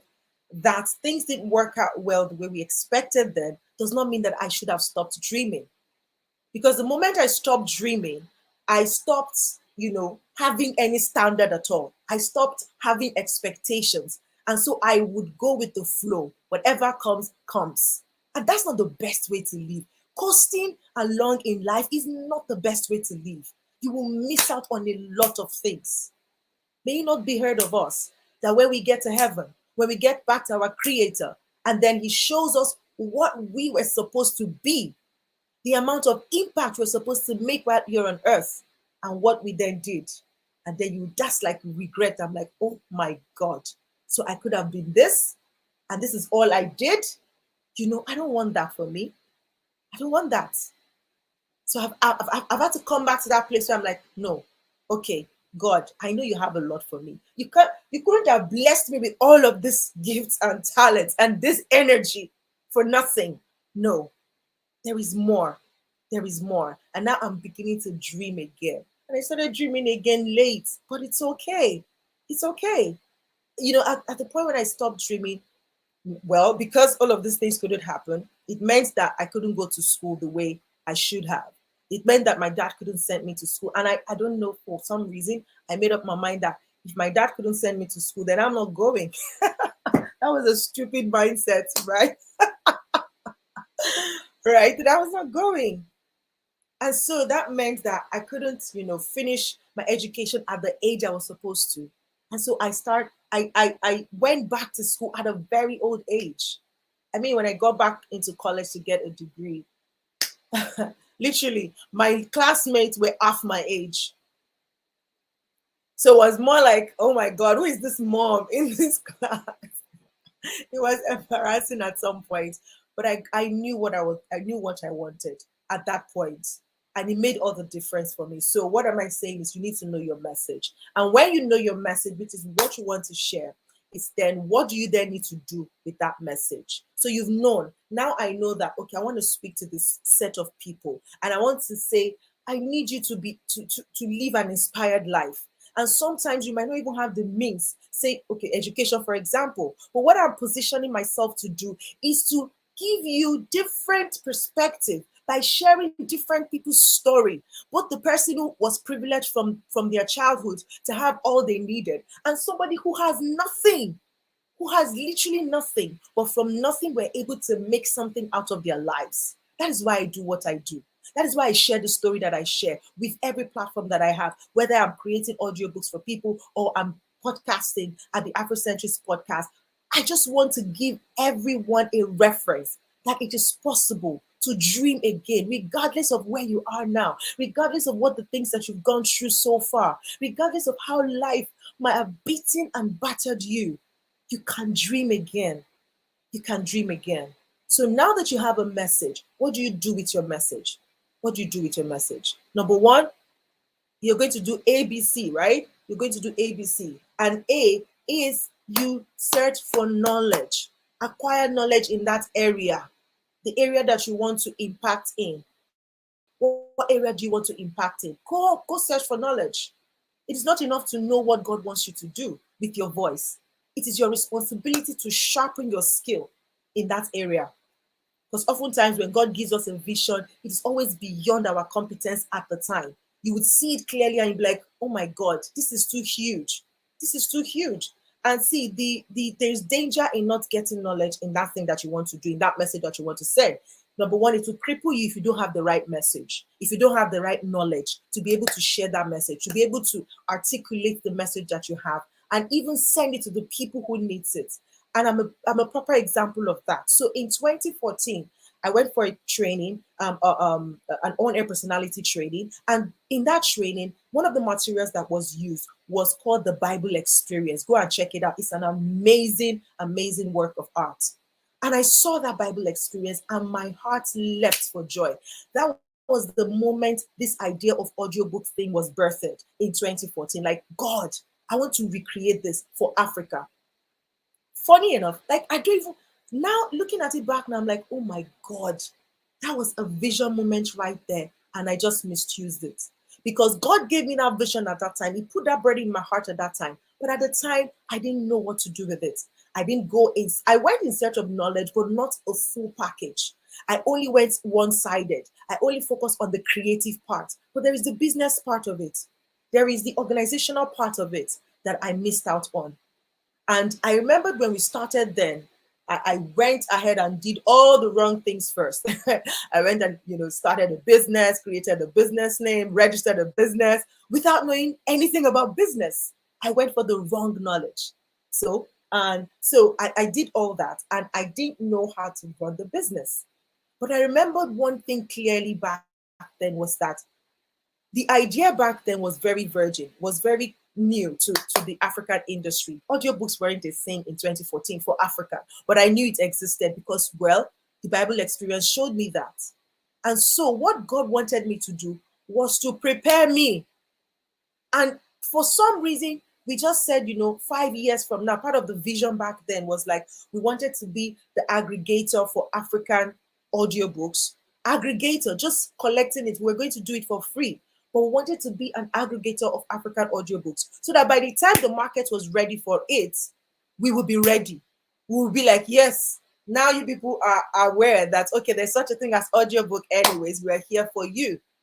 And guess what? 2020 came 5 years later, and I knew that, oh my God, I just messed up. I just missed this. Because the moment the lockdown happened, a lot of people couldn't go out. That was when a lot of people moved online. Do you understand? Reading moved online. A lot of people started, looking out, for different ways to learn and all of that. And audiobook became more. Audio generally, audio content, audiobook just blew up in 2020. And it's still blowing up now, right? But I missed out on that because I didn't go for the right knowledge. And here I am today. Of course, this dream is not dead. And hopefully I'm going to have to revive it. And hopefully I'm going to do something with it. But it broke me into pieces. And I'm like, God, I am so sorry that I've disappointed you, right? So when you have your message, go in search of knowledge so that you're able to refine it. If you need help with it, go in search of help so that you're able to refine it. Number two, B. So you're doing A, B, C. And so the next thing is B. You're doing B. B is, B, build confidence. Build confidence. So when you know you search for knowledge, build confidence. And the sure way to get confidence is practice. Practice your message. Practice what you want to say. Keep refining it until you get better at speaking it, at sharing with people, until you get better at putting your thoughts together to actually share that message. And C, swiftly, is consistency. Consistently show up.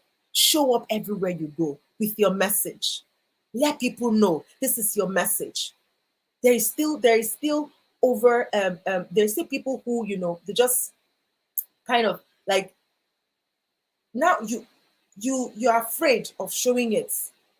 You're afraid of showing it. All right, right? You're afraid of showing your message or sharing your message, for the fear of, oh my God, is this going to be right? But please don't be afraid. Don't be afraid to share your message, okay? Do not be afraid to share your message. So now I've shared those three things with you. First thing, your literal voice, you've got to love it, you've got to care for it, and you've got to use it. And now on the other side, for your implied message, you've got to acquire knowledge around it, you've got to build confidence, and you've got to consistently show up. All right. And with consistency, sometimes you're going to get tired, but don't let that dissuade you. Always come back on track. All right. Now, one reason that people are not comfortable or people are not comfortable using their voices is because they are shy. And I get that. They're shy. Shyness is an emotion that affects how a person feels and behaves around others. So you're shy. You're afraid of judgment. You're afraid of rejection. Like, oh my God, what are people going to say? What will people say about this thing? But girl, you have to overcome shyness, right? Because you can't afford to be shy when it comes to impact making, right? You can't be shy, right? So shyness, you have to take it out. Even if you're an introvert, you need to be able to work yourself out of being shy. And the first step in taking away that shyness is, again, coming back to the beginning, using your mind, using your imagination. And because of this, I've created a very sweet short booklet to help you, to share with you 6 ways, 6 ways that you can like, did my slide go down? Okay, I think it's hanging. I wanted to share with you 6 ways, 6 simple but effective ways that you can, overcome shyness, that you can crush your shyness, right? So I'm going to drop the link in the comments now. You can get that easily and just, go through that and then just work your way out of being shy, all right? So I'll leave you with this question before I leave the stage today, because our time is fast spent, is to ask you, what would you do differently living here? Now that you've heard this message, now that you've heard, how you can use your voice, what one thing would you do differently living this place today? Let me see in your comment section. Yes, Women Talk says sharing your message, even just one person can make an impact. Don't underestimate them. Absolutely, absolutely do not. Even if it's one person, that one person needs to hear your message for them to change their lives around, or for them to turn their lives around. So you really, really, really want to be bold about sharing your message. All right. So yes, you can get this sweet booklet and overcome shyness if this is something that you are struggling with. Okay. And then when you are overcome the shyness, get back to me and come tell me if you're looking at, okay, you know what, now I've overcome my shyness and I want to use my voice, and podcasting is one of the things. You can connect with me and let's, take it off from there. Thank you so much for the opportunity to serve you in this capacity. Let us connect. You can connect with me on Instagram at @theenergeticej_, and follow me from there, and follow my works, my podcast, the Afrocentrics podcast, and every other thing that I do. Thank you so much for having me.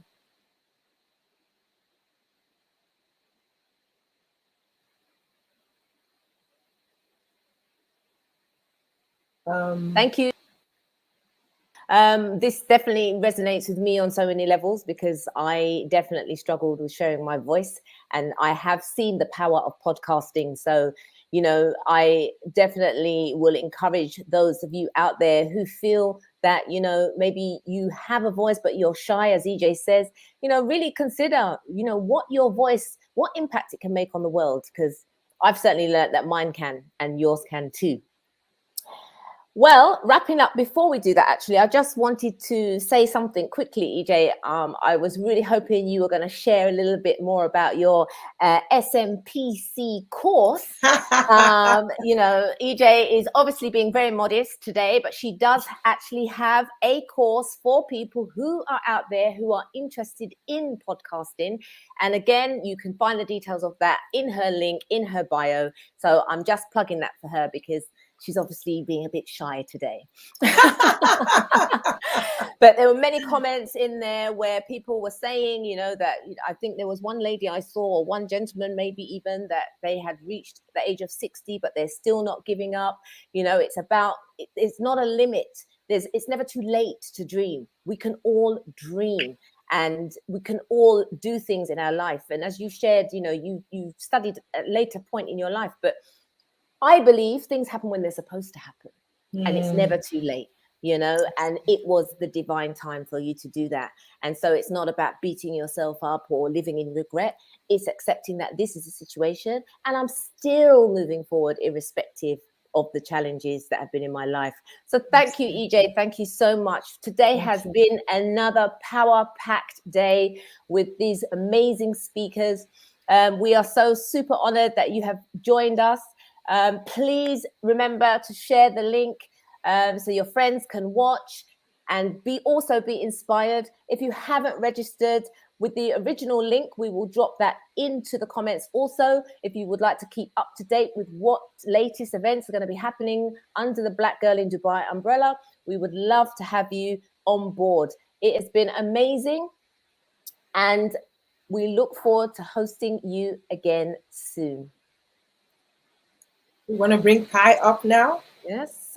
Yes. Kai, come up, girl. Hello. How are you doing? It has been fantastic, actually. And it was amazing listening to you, just talking and sharing. And I really resonated. Thankfully, this hasn't been my story, but I saw that when you were talking about dreaming when you were younger, and then obviously touching on your story with dreaming with your family, and then it all changed and you just stopped and you were like, okay, I don't want the disappointment anymore, so let's just save that hassle and get on with life. And I know that I've also been there, but not in similar circumstances. So I know that a lot of people listening probably could also have related. So that was great. You need to use your voice, and it doesn't mean you have to be a singer. It doesn't mean you do public speaking, but you have to get out there and get out of your own way. So yes, Yes, yes, yes. This has been great, guys, hasn't it? It has been Yes. amazing. It has been an amazing 2 days. You know, I won't lie, you know, it has not been easy, you know, in the background, of course, but this is just a true testimony of when you do what you love and you love what you do, Absolutely. Mhm. there's nothing that's going to stop you. Absolutely. When you It's love what really you do, you never work a day in your life. I remember reading that quote 100%. years ago and thinking, what does that even mean? Of course you've got to work, you know. It's still work, but actually the joy that comes out of it, very- the hours, the tireless days, it's all worth worth it. it. And you literally go to bed with a smile on your face. And Yeah. that's different. That's the different feeling. So we really hope that whilst you've been listening to all the speakers over this fantastic weekend, that somebody has, you know, resonated with you. Maybe it wasn't even the speakers, maybe it was someone in the comments who shared, and maybe you didn't get to leave a comment, but it was still something that made you think. That is the purpose, and that is why we put this together. Many of you have actually come and watched afterwards, and you will be watching this in the replay as well. And we're really, really grateful, because the whole point of having this whole panel and the teamwork, the friendships that have been built out of this long before the summit came to pass, and ever since, you know, getting the speakers on board, introducing each other to each other, and just showing the overlap. You know, we do have an overlapping audience, we do have an overlapping sometimes fears, dreams, goals, and we can do it together. It's not about trying to do it on your own or trying to compete or trying to hate. It's about collaborating, making a friend of mine always says, many hands make work light. And trust me, that is something that I never forget, because teamwork literally makes the dream work. And if you are able to share with someone who has a similar interest to you, you know, myself and Marcia, as I said, I didn't think I was going to really speak to her as soon as I did, or maybe ever again. I come across lots of people all the time in the events. And here we are, cackling most days on the phone, having a little bit of a rant or a bit of a, oh my God, you never guess what just happened. But when you find the right kind of people, you know, Marcia always says, and I love it, so I steal it, but Yeah. your vibe attracts your Is it tribe? Yeah. seriously, Yeah. your vibe attracts your tribe. And I know, Cordelia, if you're still watching, or if you watched yesterday live or you've watched the replay, Cordelia Henry speaks about that. And you know, we think, oh, we've all got friends, but actually, what kind of friends do you have? What kind of company do you keep? Yeah, you have to build that core circle, because your vibe attracts your tribe. So 100%.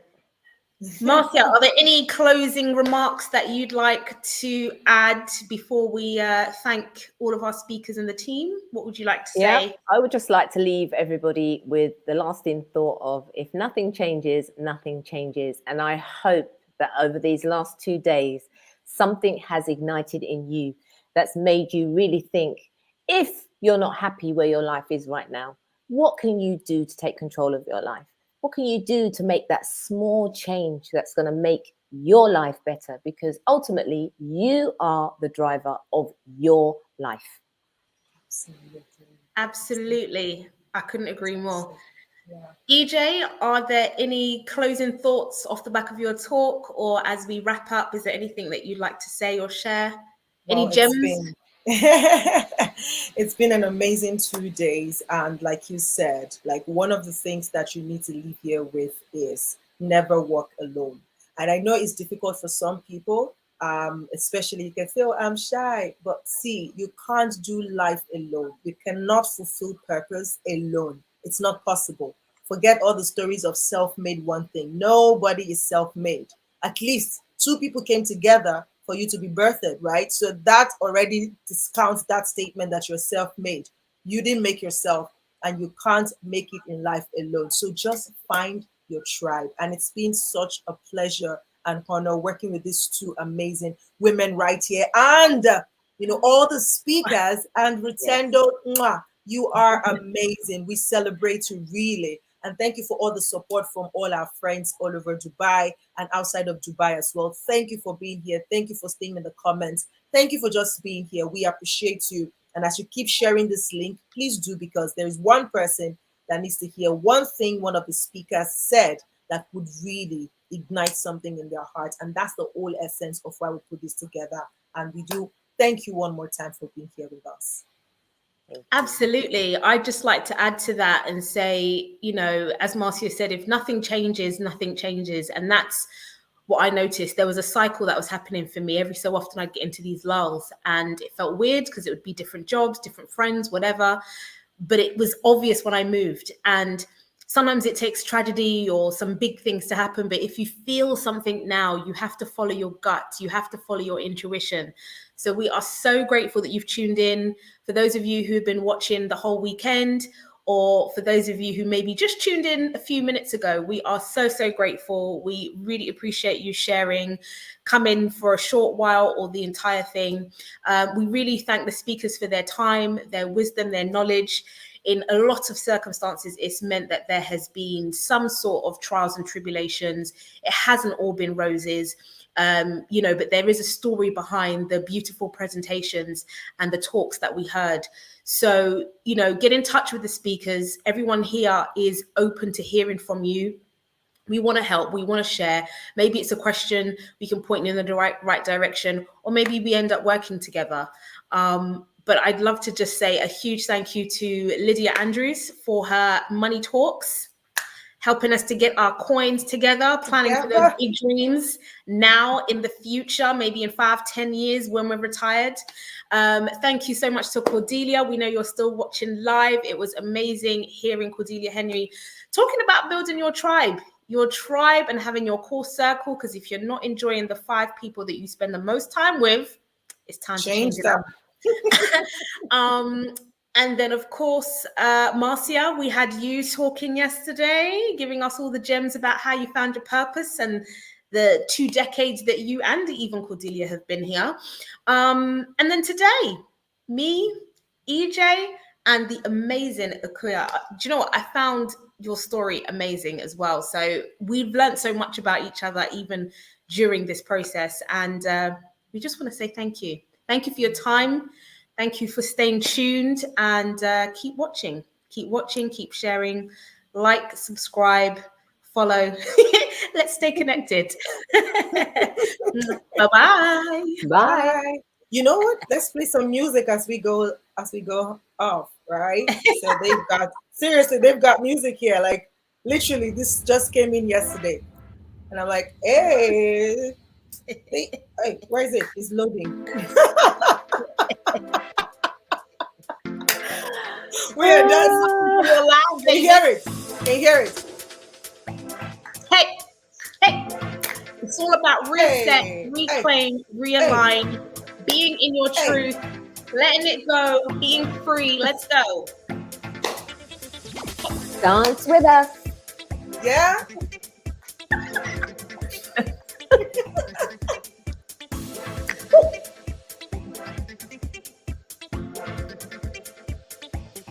We appreciate you. We are so grateful. Thank you. We hope you have a fantastic weekend. If you're here in the UAE, we hope you enjoy your new weekend. We're a few weeks in, so have a very happy Sunday. And for the rest of the world, we are now with you Saturday, Sunday weekends. We hope you have a great one.